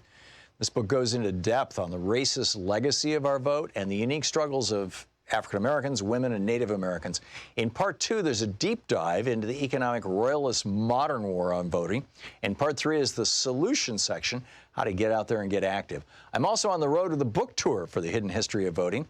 Join me on Monday, February 17th in San Francisco for the Berkeley Arts and Letters series, on Wednesday, February 19th at Town Hall, Seattle, Sunday, February 23rd for the Blue State Ball in Minneapolis, Friday, February 28th at Powell's in Portland, and Sunday, March 1st in Chicago. More information is available at thomhartmann.com. This book is the third in the series after The Hidden History of Guns and the Second Amendment and The Hidden History of the Supreme Court and the Betrayal of America.